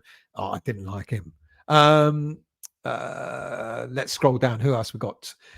Fo, Merry Christmas, mate. Thank you very much. Nice catching up with you last week at the game. It was indeed. Merry Christmas to you as well. Maltese. Sadly, Peter starts insulting people and please don't. You know what this show's like. It's like everyone has an opinion. Everyone should, respect everyone else's opinion. No one should have a go at each other just because you have a difference of opinion. Picard, still, how many West Ham jumpers do you own? I've got a drawer full down there, mate. I don't know how many I've got, but I do need to buy one or two new ones. But I don't like their current styles. Funky T. If the players could get it right for the quarterfinal of a cup, then what? If the players could could not get it up for a quarterfinal of Cup, then what can? Apart from John in the Liverpool game, the others were worse than Paul. There weren't some many good performances that night, to be honest. Delton, good evening to you. The Arsenal game is a good opportunity for Moyes to motivate the players against the odds and get over his negativity. We're going to win tomorrow night, aren't we? Montana. Honestly, Stell, how true was the Gary O'Neill rumours? Not true at all. I'm very impressed. Wolves might nick a Conference League position come season's end. They're not. Look, I did say at the beginning of the season that we believe Steiden will be looking for a replacement for David Moyes. I think that's still going to happen. Now, the only thing that might not make that happen is if Moyes has, in the eyes of the board, if Moyes has a successful season, and that successful season, could either win a trophy or get us back into Europe by league position, then it will not surprise me one bit if David Moyes is asked to stay on. The Gary O'Neill rumours, I think, because he once played for us, I think that's about as far as it goes. A bit like the Michael Carrick rumours, he once played for us, and that's as far as it goes. Montana. To Delton. Moyes changes negative remark players and in-game tactics. I'm fine with him staying. He just does my head in with his comments. He pisses me off as well. I think a couple of seasons back, I started talking about Moyesisms, the things that he was saying, and he's never been different. And I keep asking myself, there are times when he just does it for mind games. There are other times he does it almost unthinking, and it is quite detrimental, I think, certainly to players and also again to other teams. Whenever we get beat by a top team, a Liverpool or something like that, he's more complimentary about them than saying what we could have done to be better. Pigads. Grealish couldn't get into the City squad until there was an injury. See, my point indeed, exactly. It's like Grealish went there thinking that maybe for £100 million, he was going to start every game. He had to bide his time, but when players come to West Ham, they're not, if we left Kudus on the bench, let's say for argument's sake, we started the season, we did really, we won like 80% of our games without Kudus in the team, with him on the bench. Would there still be an outcry? Like, oh my God, get Kudus in. This is the difference.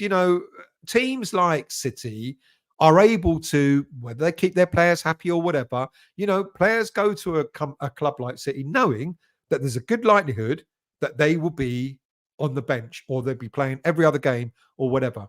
Don't get that at West Ham. Players, rightly so, want to come and they want to play football. They don't want to sit on the bench. Gary. Good evening, Hammers. I hope everyone had an enjoyable Christmas. We did, mate, and I hope you did too. Michael, another problem we have is our youth play a different style to the senior team, so no continuity. It's a good point. They do play a different style. They play a wing-back system. Usual. Kehrer, Benrahma, Cornet, Fornals. Is it me or does it seem Moyes takes things personally with certain players? I said this earlier on. Fornals is a conundrum. Don't understand it. He's been a great servant to West Ham. Cornet has been mainly through injury. Benrahma has been inconsistent. Kehrer is like Fornals for me. He's had his fair share of critics, Kehrer. So has Benrahma. And ironically, so has Fornals. They've had their fair share of critics amongst the fan base. Hot, cold. Maybe the manager is the same with them. Don't know. Tim, good evening to you. I think Cornet is good enough to be part of the rotation. I do too, to be quite honest with you. I would have liked to have seen an awful lot more of Maxwell Cornet, to be honest. Obsidian. Can't use the last 30 minutes as an excuse unless the club start knocking 60% off the ticket prices. Yeah, if only games were only 30 minutes and less than half the price. Sai, I hope you're well. How's the tooth? Get a draw against Arsenal. We go back up to 6. Where is Sonny Perkins now? Sonny Perkins is now on loan at Oxford. Hit the big time. Delton. Some young players can and will develop given reasonable opportunity. Trevor Booking was a late developer given opportunity. Yeah, not saying that. Don't get me wrong. I think we do have. I think we do. The academy, the under 21s. Like I said, following Mbama when he was 14, 15 years of age, looking at the players that we brought in from Ireland, like Patrick Kelly, Callum Marshall, There is another one, Michael, the central defender. All decent players. There are others, Lewis Orford, various players, or, quite a number of youth players are really, really good. But at under 21 level, how many of them will actually break through to actually make it I don't know. If 2 make it, I think we'd have done well. I do want more players to come through, but they've got to be a decent standard in order to really, really break through. Funky T. We have seen some youth in the European games. We have indeed. Not many youth players get the chance to play in senior European games. What happened to Alese? Alese, another one I really liked. He's now at Sunderland with Patrick Ekwa, who was another one I was waxing lyrical about. Interestingly, Patrick Ekwa made the same journey as Declan Rice did. He was discarded by Chelsea. We took him on. I thought he was a very decent player alongside Alese. They both now play at Sunderland. And interestingly, Ekwa is one we missed out on because it looks as if there are some Premier League teams looking at Ekwa thinking he might be suitable for the Premier League. Alese, I liked, but he didn't get, I don't think he got enough chance. But him and Ekwa are doing exceptionally well for Sunderland. Sonny Perkins can't even get into the Oxford team. There you go. Andrew. Ogbonna, Benrahma, Fornals, Creswell, Kehrer all need to be moved on. And as much as I like Antonio, I think the time has come to cut him loose. Would be happy to give Johnson an opportunity to succeed. Yeah, Ogbonna, end of his career, really, at the end of this season. Benrahma blows hot and cold. Fornals, I like Fornals, but maybe he is better off elsewhere. Creswell, end of his career. Kehrer, disappointed with. Antonio, totally agree. Johnson, totally agree again. Steve, good evening to you. The young kids must go out on loan and prove themselves like Jermaine Defoe at Bournemouth. Good point. Really good point. The problem is, we've now got, all right, Flynn Downs is not part of the youth system, but the only player that we've got out on loan that's doing well, is he still injured, is Freddie Potts at Wickham. I think he is still injured, but he's started off really, really well.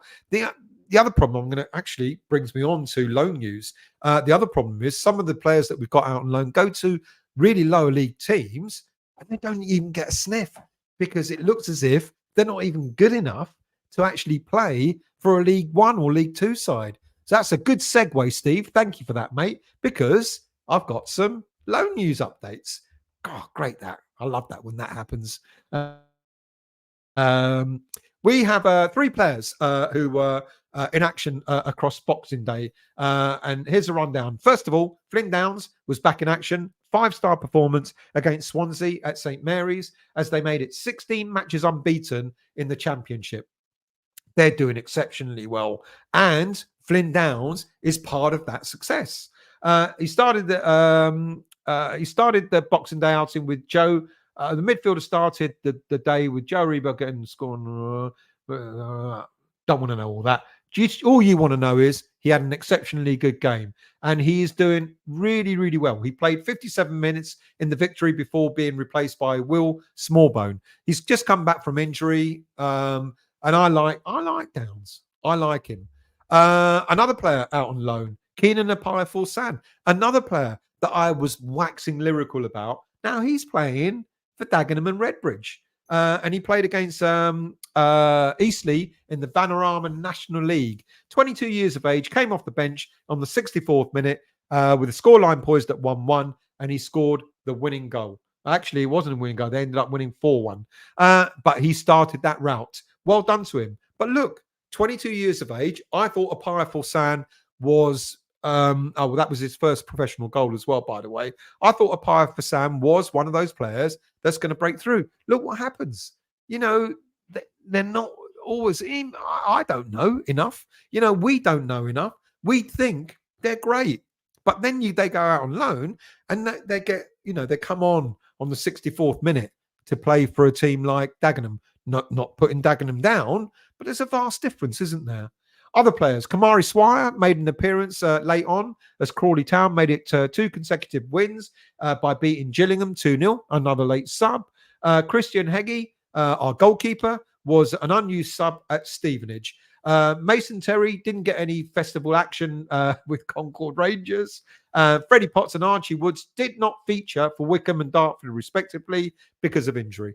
Freddie Potts, it's a shame. He started really, really well for Wycombe, and he's been struck down by injury. Right. I'm going to shut up for a minute, put this on so I can have a drink of water.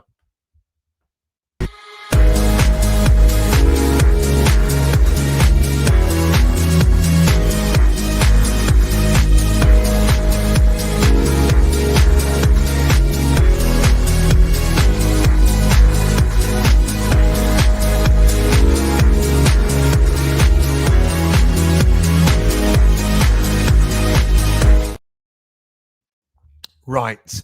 Transfer news. Now, you know, how many days? What is it now? So 27th. In 4 days' time, the transfer window opens.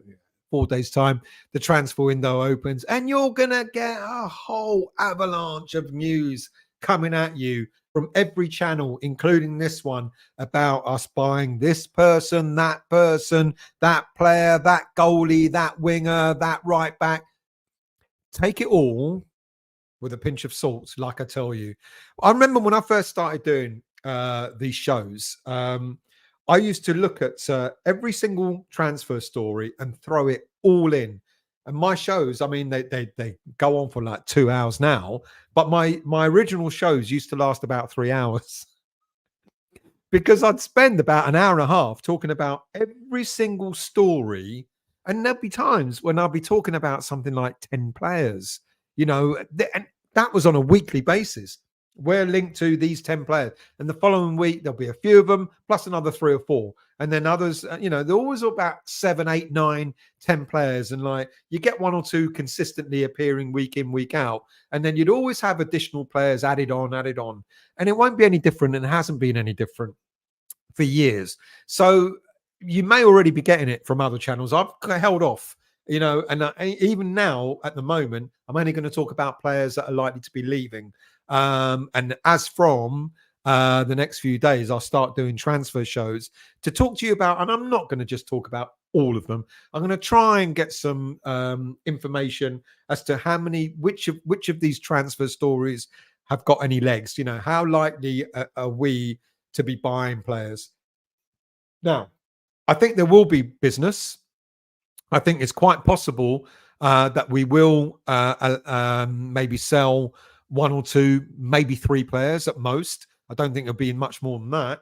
And we are likely to get in probably not the same. So if we sell 3, I reckon we might get 2. If we sell 2, we might get 1, and so on. And like I said, for me, you know, if we're looking at any players, so we need to be replacing quite a few positions, you know. Right back, left back, or back up to left back, an alternative to Soufal at right back. I think we need another central defender to be competing with Zuma, Mavropanos, and a Gerd.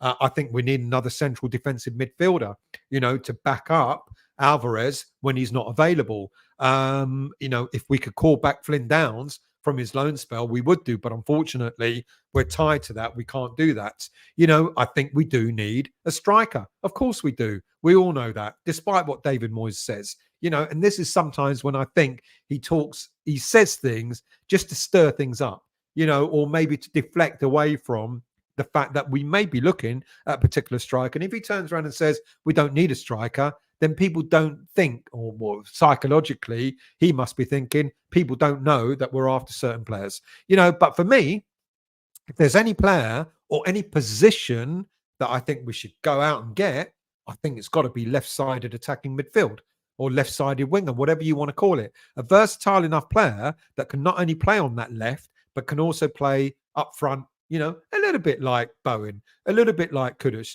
you know, have another alternative. And if we get that, if we get an attacking left-sided player, I think we could have an unbelievably good second half of this season. I think it's been good so far, by hook or by crook. I agree. I get it. What a lot of people say, that the football is not the most pleasant to watch. I get it. But what I said earlier on in the show about Jesse Lingard, we've been playing this style of football since David Moyes has come back. You know, we really have. You know, not a lot of possession of the ball, sort of counter-attacking football, etc., etc. We've been doing that since he's been back. And the difference has been, as I said earlier, is that when we had that kind of Lingard outlet, I remember if you go further back, when Moyes came back the second time, who was the outlet before Lingard? It was Anderson. I remember watching games when Moyes came in for the first time, when he took over from Pellegrini, didn't have a lot of opportunity to make changes in the squad, and he was using Anderson as that outlet. And let's not pretend Anderson, he lost it in the second half of the season, but on the whole, Anderson was quite a decent footballer. A pretty decent footballer. And he, at the time, was the outlet for West Ham when Moyes first took over. He was the Lingard at that time. And then when Moyes came back for the second time, that's when he brought Lingard in, etc. So I think we can go back to those times. And I do actually think that it would take us away, we'll do the low block and all that boring stuff. But the minute we get that ball out to a pacey striker, stroke winger, attacking player, we could see a very, very different side to West Ham United. We do it sporadically every now and again. We used to do it regularly, that fast counter-attacking football. We kind of do it sporadically now. And we do not know too much. When we have more possession, we don't really know what to do with it. We find it difficult to break players down. To break opposition teams down. And one of the reasons for that is because we do not have genuine pace in our squad. We've got fast players. Kudus is pretty pacey. Bowen-ish is pacey. People have mentioned Antonio has got pace, etc. Emerson, if he's played as a wing back, has got pace and so on. But we haven't got that one natural footballer, that's got pace to burn. And I think that could make, and that's why I was a bit flummoxed. I was upset when we got rid of Haller, but I was flummoxed that we actually bought Skamaka last season, because I was looking at him going, he's not the kind of player that I think we need, but let's hope it works. So for me, I don't care if we don't get a striker. Don't get me wrong. It's not because I don't think we need one. I'm not going to do a David Moyes on you, but I think if we get a pacey, attacking winger who can kind of play up front as well, I think that would transform us again. I think we were transformed in the summer by bringing Alvarez in and playing that holding midfield role, which I think we absolutely badly needed. And I think that because I'm so convinced that's what we need, when I'm going to be looking at the transfer window stories, the ones I'm going to be focusing on mostly, I'm going to try and get corroboration as to whether the stories have got any legs in them or not. But the minute I start reading about left-sided players, left-sided attacking wingers, I'm going to take a lot more interest, because I think that seems to be the missing piece of the jigsaw that could really sort of get us to the next level, to be really honest with you. Right.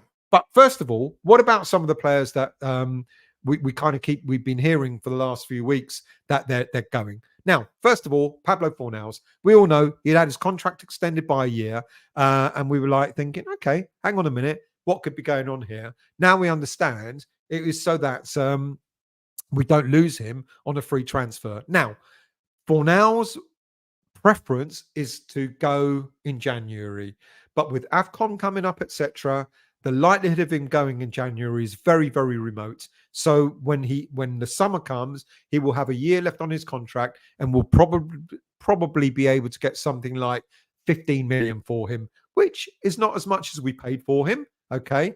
But, it will be a reasonable amount of money, and he's likely to go. He wants to go back to Spain. I don't think he wants to entertain anywhere else but Spain. But for him going in January, no, but almost definitely in the summer. Next up is Saeed Benrahma. He made a comment, didn't he? He made statement about how people forget and stuff like that.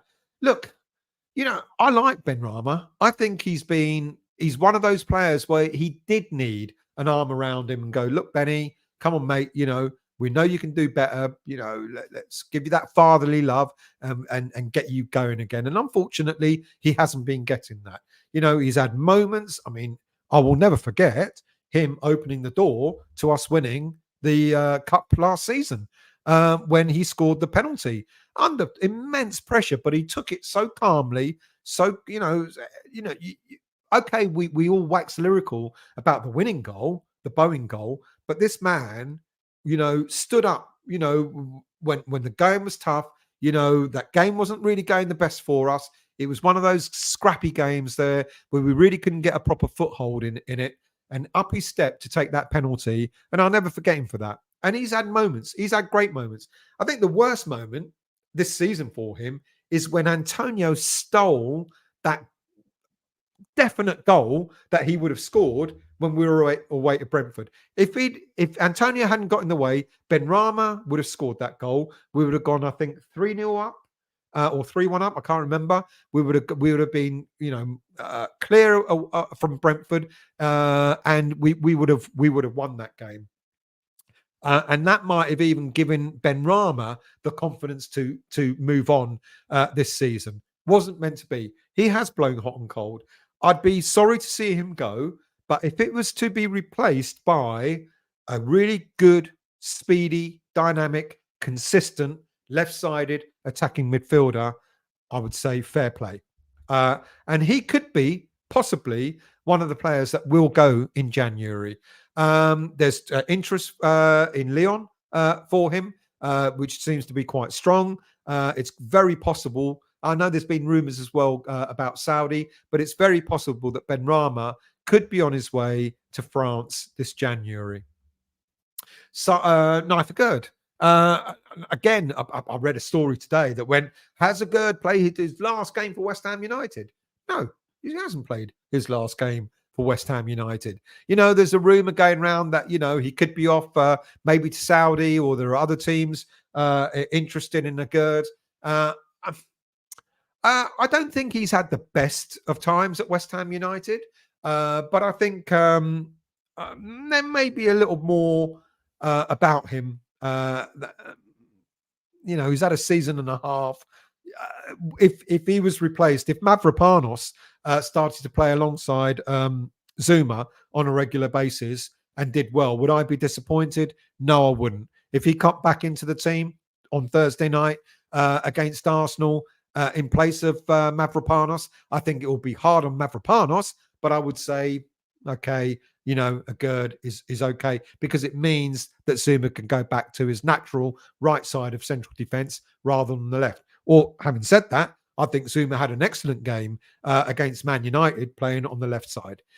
So Hazard off to Saudi, maybe, but possibly not in January. And again, I said earlier on, when it comes to some of these players, Hazard is almost definitely going to be picked for AFCON. He won't be available for the whole of January. I'm not so sure any team want to buy him and then wait for a tournament to be over before he started playing for them. So I think, yes, maybe, but I don't think it's likely to happen in January. And then finally, Thilo Kehrer. We've spoken a little bit about him already throughout the show. People have made comments. Interesting. When Kehrer came to West Ham United, I was quite excited. Played PSG, looked at his background, played for Stuttgart, I think it was, one or two other German teams. And I thought, solid, German international,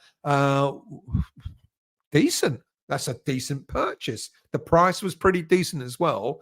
He has had an on-off time at West Ham United. It hasn't been as good as we all hoped, as consistent.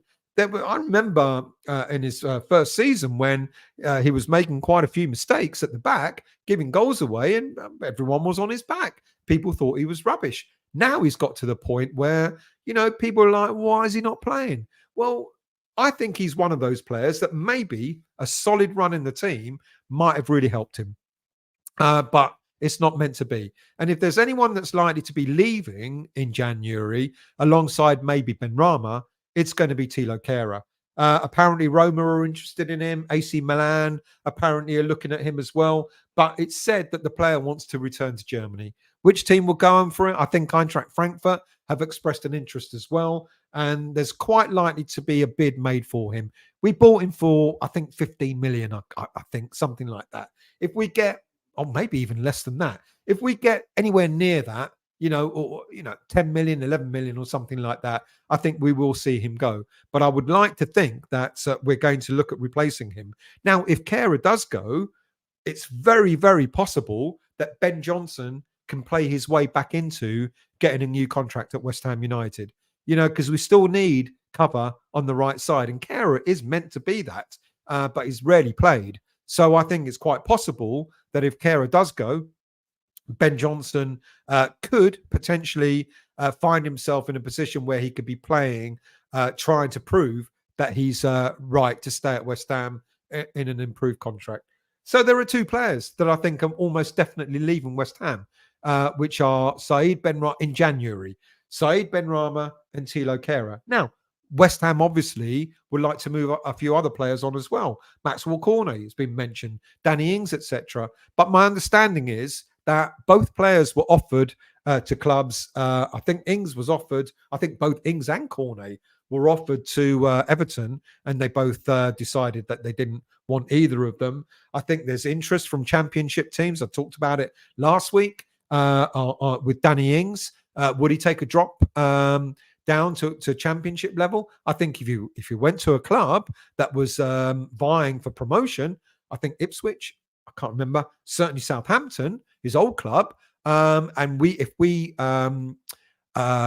paid for half of his wages, he's on about 100 grand a week. I know everyone thinks it's 120, 130. I think the ceiling is about 100 grand plus bonuses, which takes it up to 125, 130, etc.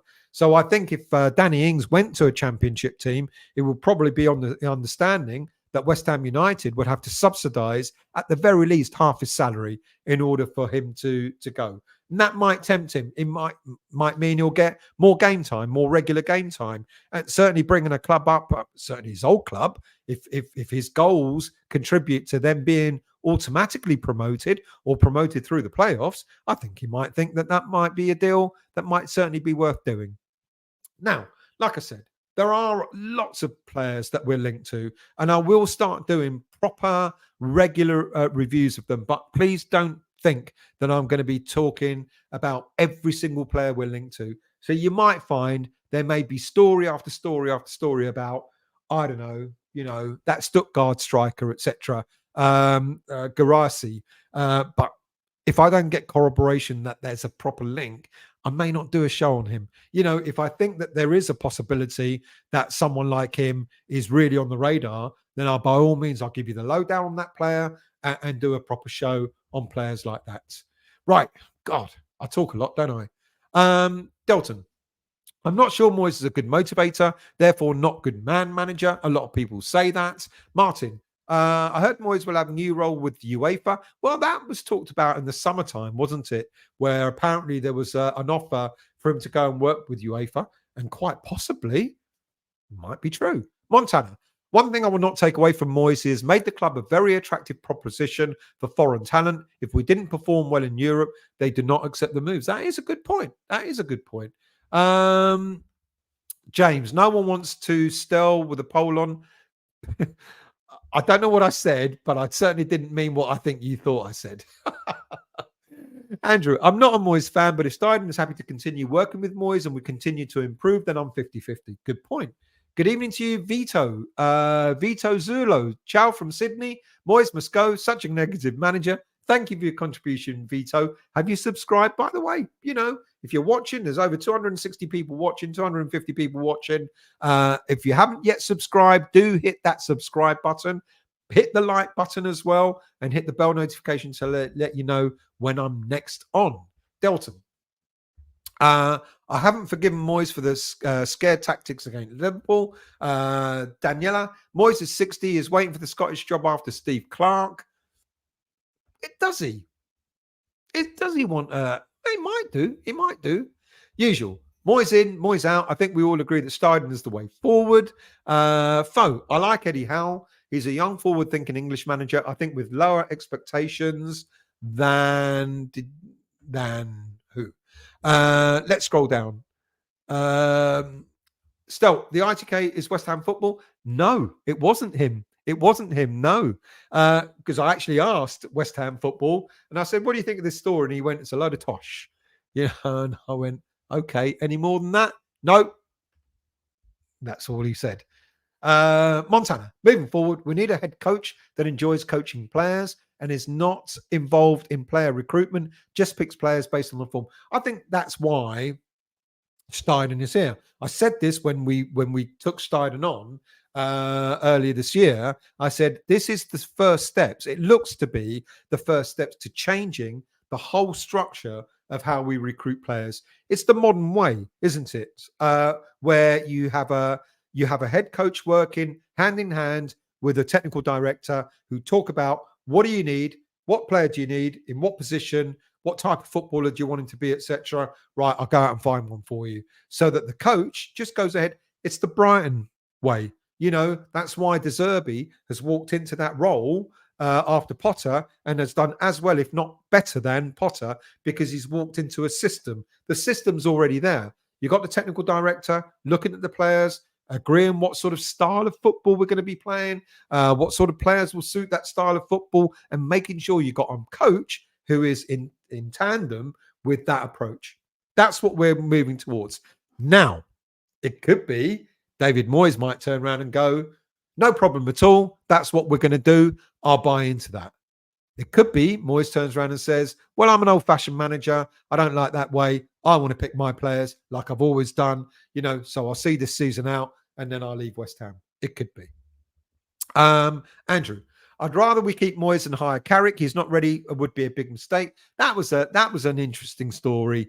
Apparently Carrick was approached and so on and so forth. If West Ham job was available, and all of a sudden people thought that came from the club. It didn't come from the club.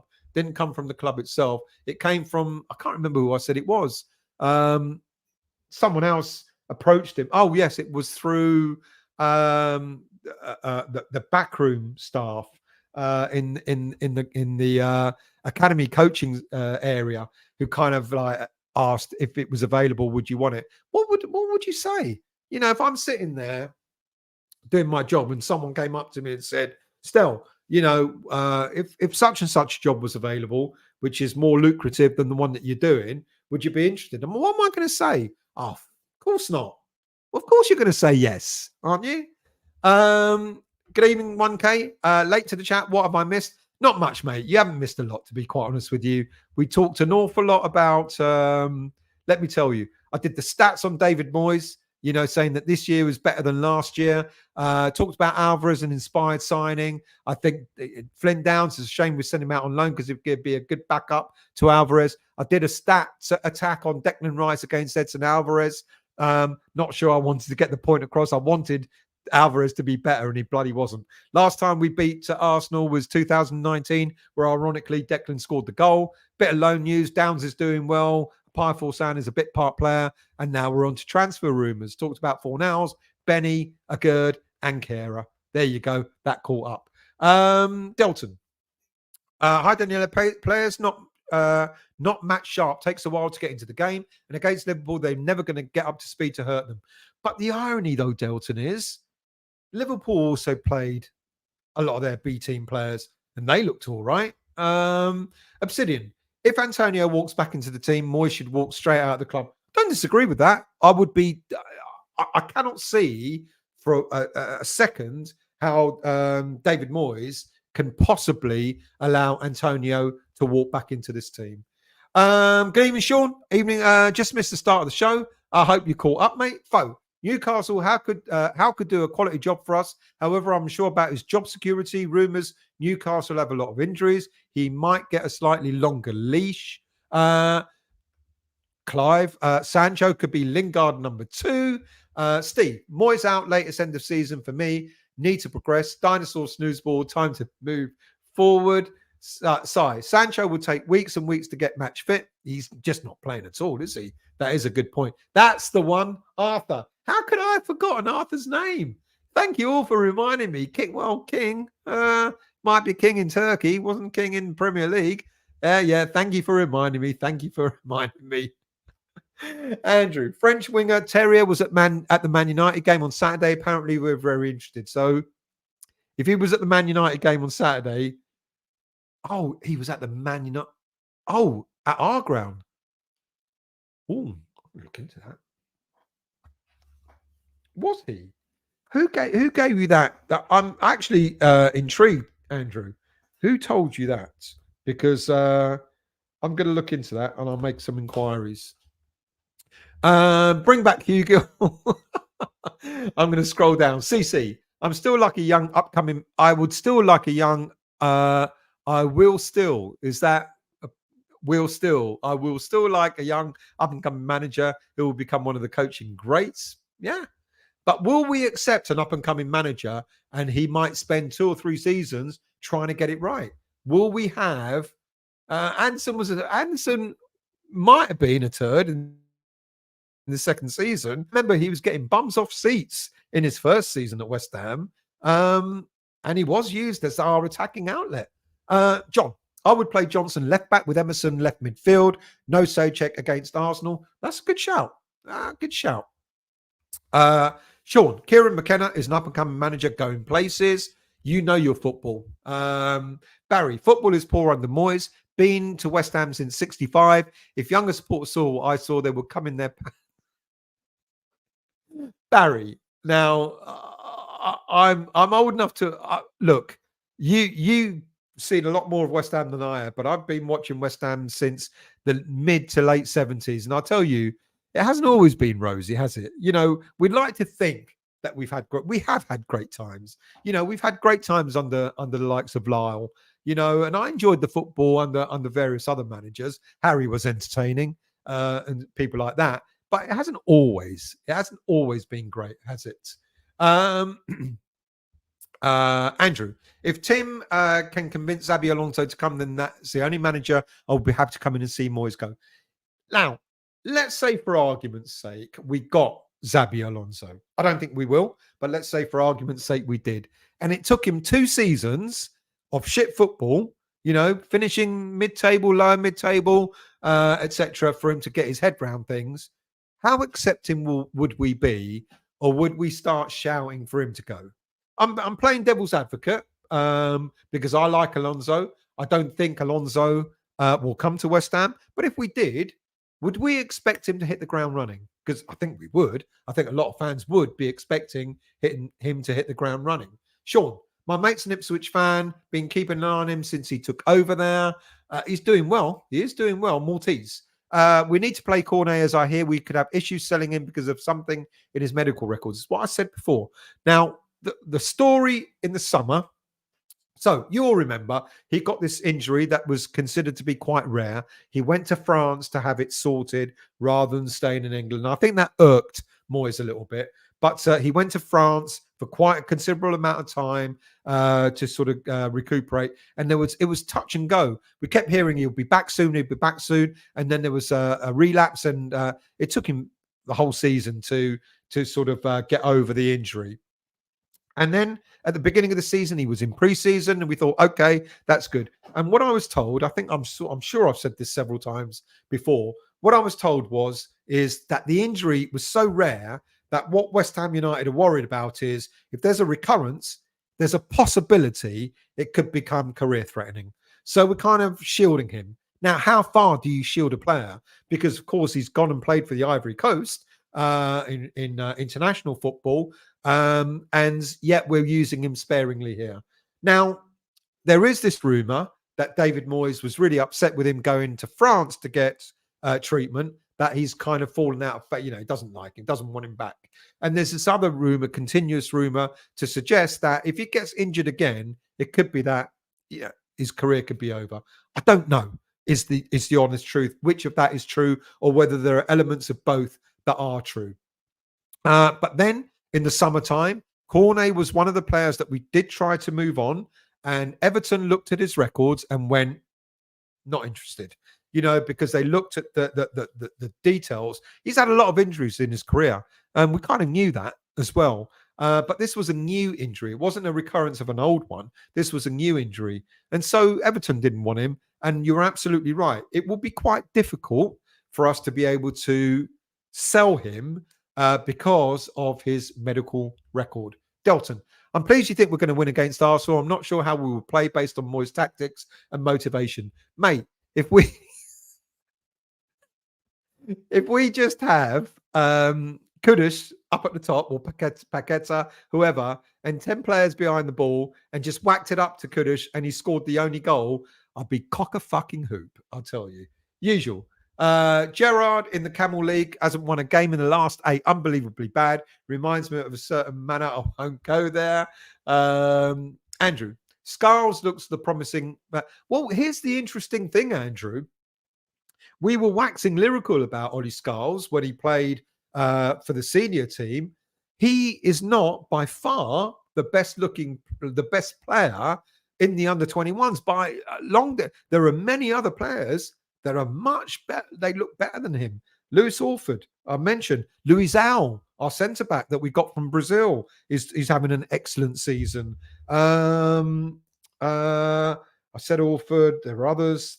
Callum Marshall up front, etc. Ironically, Scarles doesn't necessarily look like one of the better prospects out of the under-21s. I didn't know he was injured. I knew he was having a good season. Well, certainly last season he was having a good season. Ralph, good evening to you. Oh God, I'm drunk in Spain. Stell's doing another voice. I'm not by far doing another. I hope you're doing well, you lucky bastard out in Spain. I hope you're having a good time. Robin Irons. Anyhow, if the barcodes give him the tin tack, Moyes out. I don't know. It's going to be interesting. I think sooner or later, the owners, the rich owners of Newcastle United, are going to go, we want a big name manager here. And that's probably the way it will go. And Eddie Howe will at one point get the boot. I think it will happen. Andrew, Ekwa got Palace, Brentford, Fulham written all over him. Spot on. Foe. Knowing our luck, Ipswich will get promoted. We'll miss out on McKenna. However, if we move on from Moyes, I think we'll recruit a continental manager rather than a domestic. Eric. Flint Downs, good championship player, not Prem. I kind of do agree with that, but I think he's an exceptional championship player. You know, he's not just a good. I think he's an exceptional championship player, and I think he proved that when he was at Swansea. He's proven that again now at Southampton. And I think he'd make a good squad. I think he'd make a good Premier League squad player. Will he make a good regular starter? Probably not. But a good squad player, I think he'd be that okay. Delton Johnson must be given more opportunity in a position that it can excel in and not thrown into fit any vacant position. And what a good manager Forsyth can see. Yeah, that's a really, really good point. I think Johnson has been utilised, has been too much of a utility player that no one really knows what his best position is. He's meant to be a right back, but not necessarily. That's not necessarily where he plays his best football. Steve, I would love to see Downs back next year if also accepts being a squad player, helps with the English quota. Everton are interested in Johnson. That's interesting. Yes, I think you might be right there. I think you might be right. Black Country, good night to all. Happy New Year. Thank you, mate. Always appreciate your comments and you taking part. Have a good night to you. Aaron, hi, Stel. With how well our front three are playing, Bowen, Paqueta and Kudus, would you still like us to bring in a striker as a priority? I've heard Nketiah could come off the Declan Rice. Nketiah was meant to be a target the season before last, and last summer as well. I don't actually think we are going for Nketiah, and if we do, I think Arsenal are going to try and spank us for it and ask for silly money.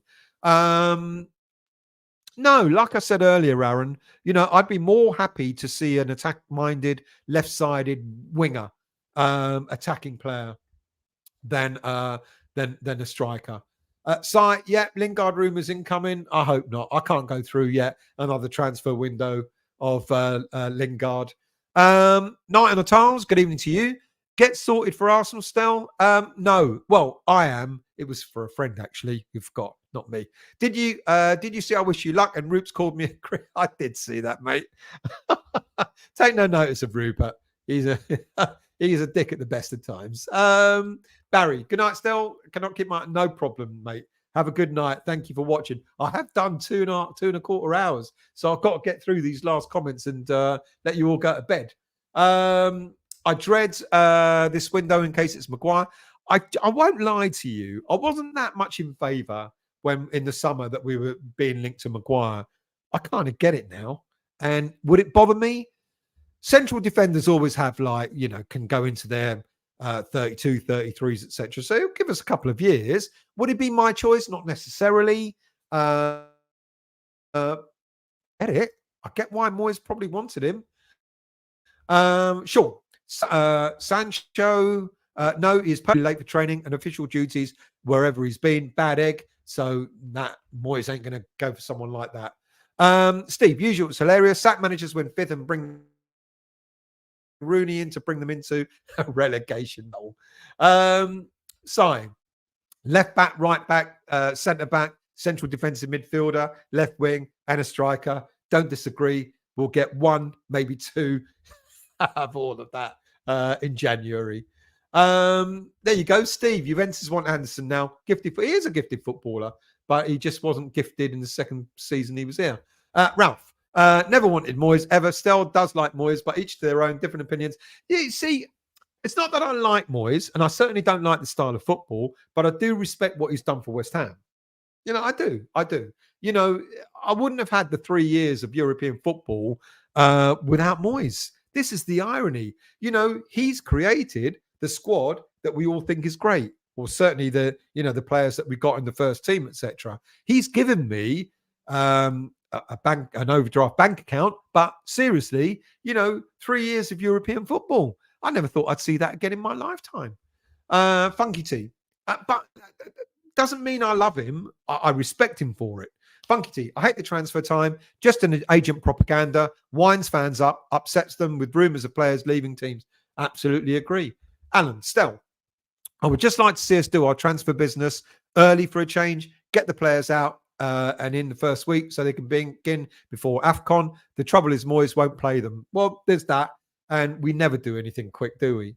Anthos, all we needed was a player or two to get into the Champions League. I wouldn't bank on us getting it right here. But on the other hand, Tim's here. It's different. Yeah, don't believe that. I think that is bullshit. Timo Werner being strongly linked. I actually don't believe that as a proper. I think that nothing can come of it.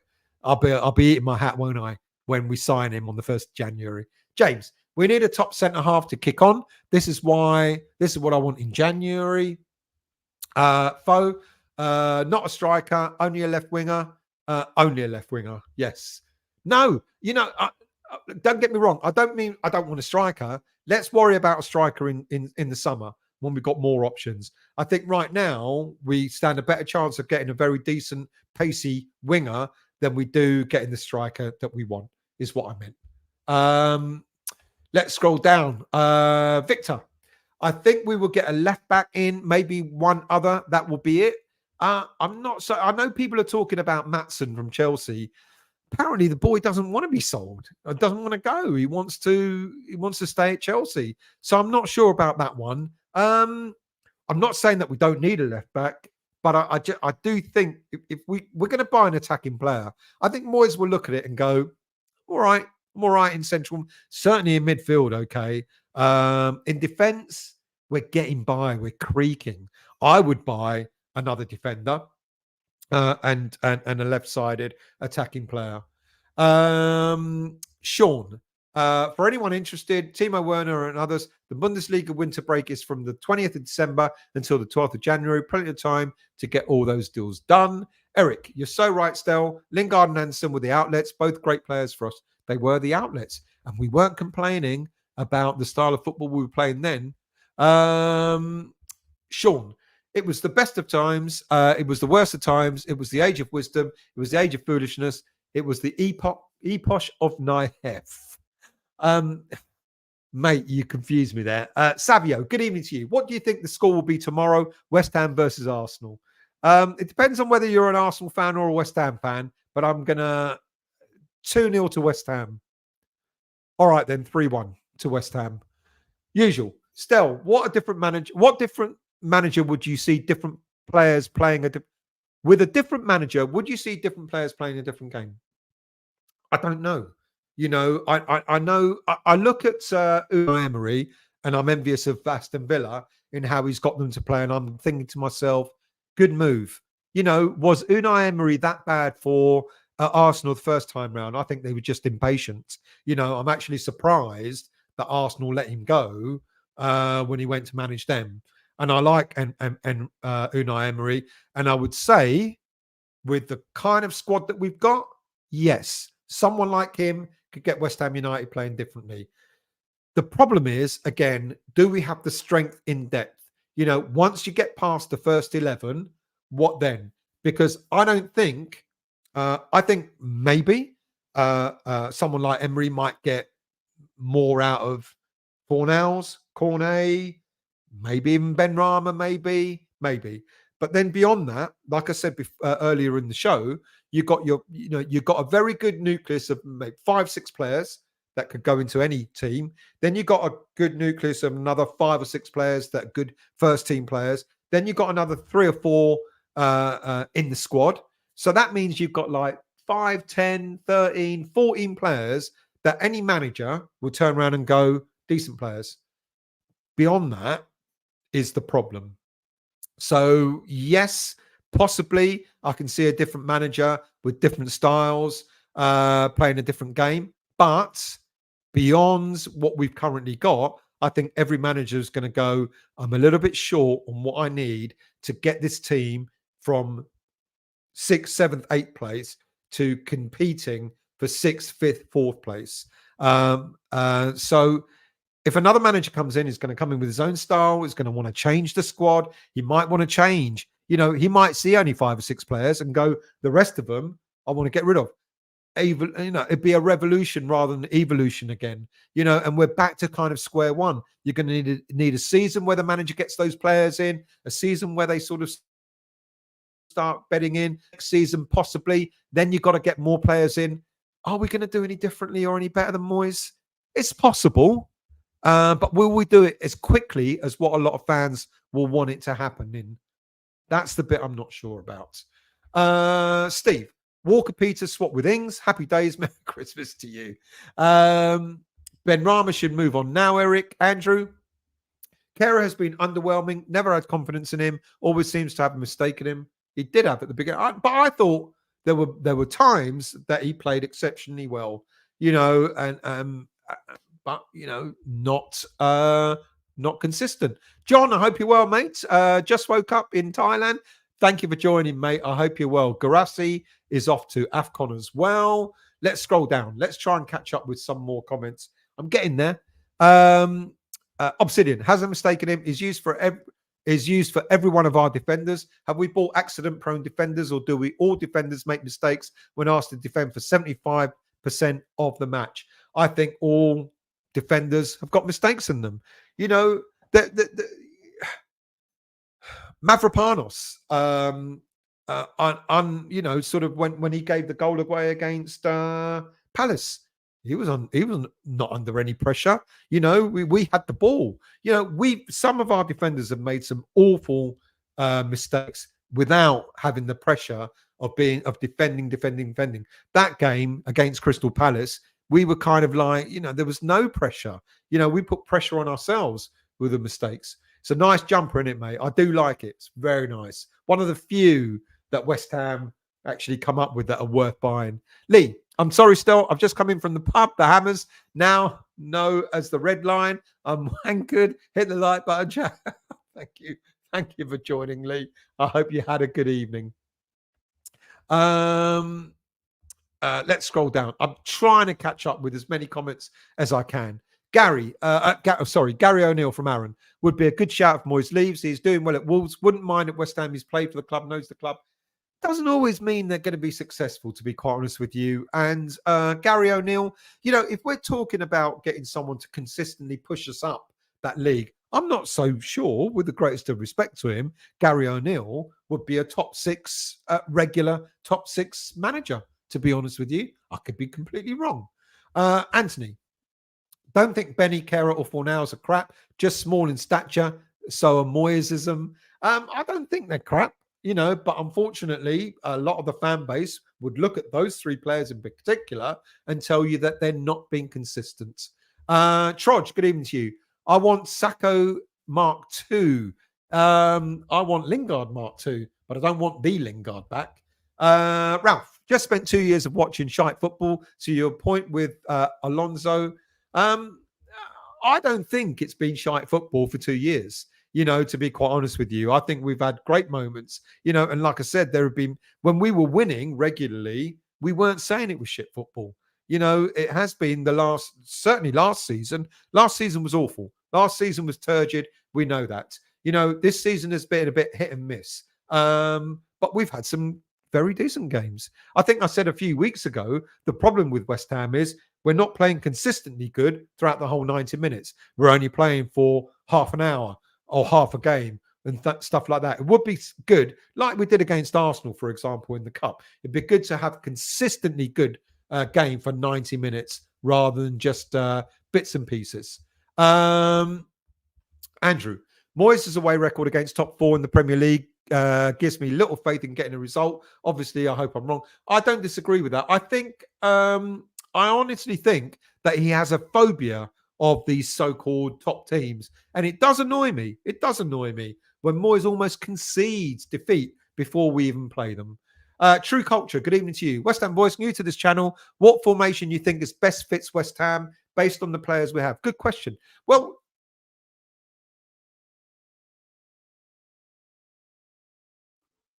Excuse me, I hit it again, didn't I?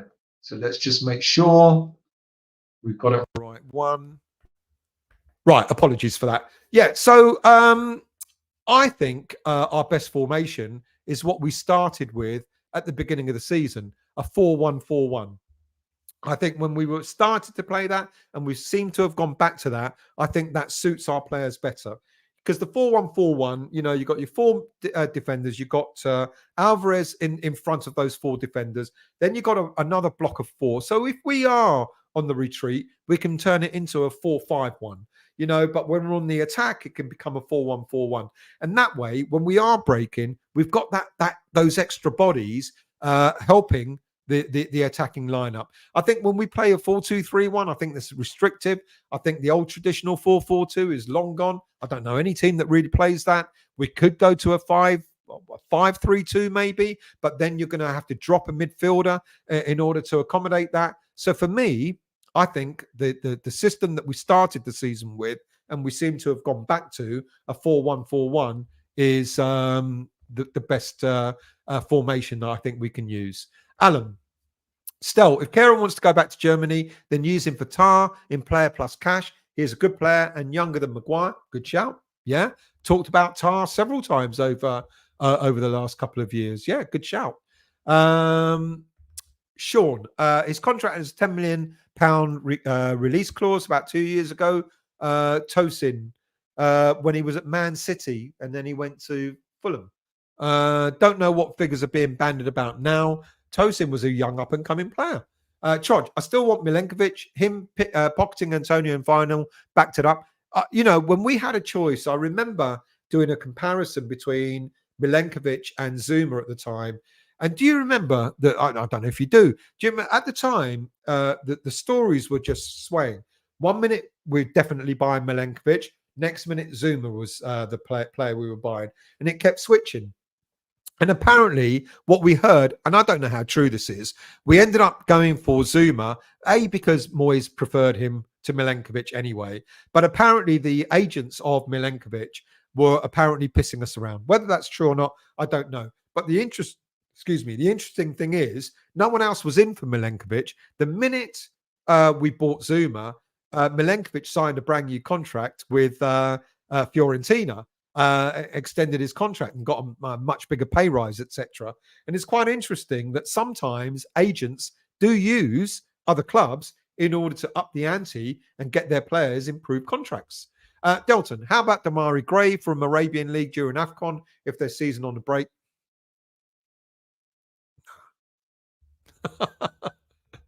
Let's scroll down. Matt, Liverpool 5 embarrassment wasn't just about the low block tactics that he tries to implement like Fulham and Villa, both of which were equally boring. But in Liverpool, their starting 11 said, enough, he's out.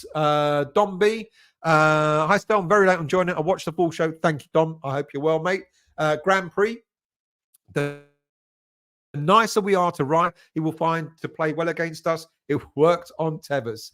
I just hope that Alvarez shins him, not brutally, but just to remind him that he's just taken his place at West Ham. Is that bad? Joan, enjoying the show, having you still on chat. Hope we finish in European spot again. Tough ask. Thank you for joining, Joan. I hope you had a good Christmas as well. Lee, I do think Moyes has managed this team throughout his tenure. Okay, but not been the best outcome. But managers come and go. I still love what it is about West Ham. Let's not forget, whoever's in charge, we won't always want to support the manager, but you support the team, don't you? And hope they always do the best. Sean, Alvarez drops into the defensive line when we're under pressure to make us have a bank of 5 and a bank of 4. Good shout. Trudge, Liverpool made it so he had to win versus Man U. He had to. You know, can imagine if we lost against Man U after, you know, what happened against Liverpool. It would have been awful. John, have we got any idea what we have in the pot to spend without player sales, to spend on signings without breaching financial fair play? My understanding is there was about £20 million left over from the transfer market, 15 to 20 left over in the summer. The problem isn't so much how much money we've got available to buy on players, it's how much money we're spending on salaries. And we're apparently at the threshold, because don't forget, the Premier League FFP is slightly looser than the European. Because we're playing in European football, FFP in Europe is slightly more stringent. So we're kind of near it. So it does look like we do need to let go of 1 or 2 players in order to free up that salary. So, for example, if we let Ings go to Southampton and paid half his salary, that means we've got 50 grand a week back in the pot to be able to use on another player. So I think we got in cash terms. Apparently, the finances come out on Friday, I was told, and apparently we've made a loss again. I don't know how it works. I don't know how football finances work and how we've managed to make a loss. But apparently, when the finances come out on Friday, it will show that West Ham United had made a loss. But that aside, we're on the threshold. We're on the borderline of FFP, more because of the salaries that we're paying than the money we've got available. But we had something like 15, 20 million available left over from the summer transfers. But because of the salaries, we could push ourselves over that limit. So we're going to have to let players go in order to free up salaries. Mark, next season, why not play the current under-21s in the Carabao Cup and see how they get on? Yeah. You know what? Yeah. And that's not really a bad idea. Sean, I'd love Werner. He has 23 goals and assists in 8 night Premier League starts for Chelsea, which is about 0.5 per game. It's bang on a par with Bones' Premier stats. A bad Werner is better than Benny. Interesting, Sean. I really didn't give him too much time when he was at Chelsea, but that is an interesting stat. Delton, Damari Gray on the left, good attacking balance. I just don't really rate him that much, to be quite honest with you. Maybe I'm wrong. Anyone know how Hlozek is getting on? I don't actually. That would be interesting. Remember the furore that everyone wanted Hlozek and we didn't buy him. That'd be interesting to find out how he's getting on. Sean, I read a few weeks back that Hlozek is doing quite well without putting up the numbers. See, when you ask, if I don't know, there's always Sean, 1 or 2 others in the chat always know their football. That's it. I'm down at the bottom. And Daniela's talking to Lee about buying food. 2.5 hours.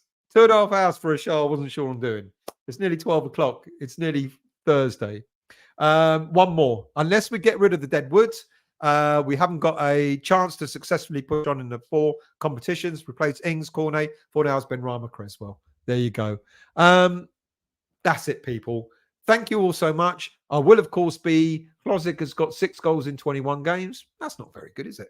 I'll be at the game tomorrow, of course. You know what I do. 1 minute snapshots. If we score, there'll be a 10-minute snapshot of Declan Rice's face. Anyway, West Ham United history. Good evening to you. Have to sell to buy. There you go. See, I thought we did. I hope you're well. Right. I'll be at the game tomorrow. If we score, always look out for the 1 minute videos that I put up, of the fans cheering and all that. Cheers you up for that 1 minute. See you all later in the week. The transfer window will open soon. Of course, New Year's Day is on Monday, so I won't be doing a West Ham Weekly next Monday. I'll decide what day I'll do it. I might do it on the Tuesday. No, I won't. I won't do it on the Tuesday because I'll be at the Brighton game.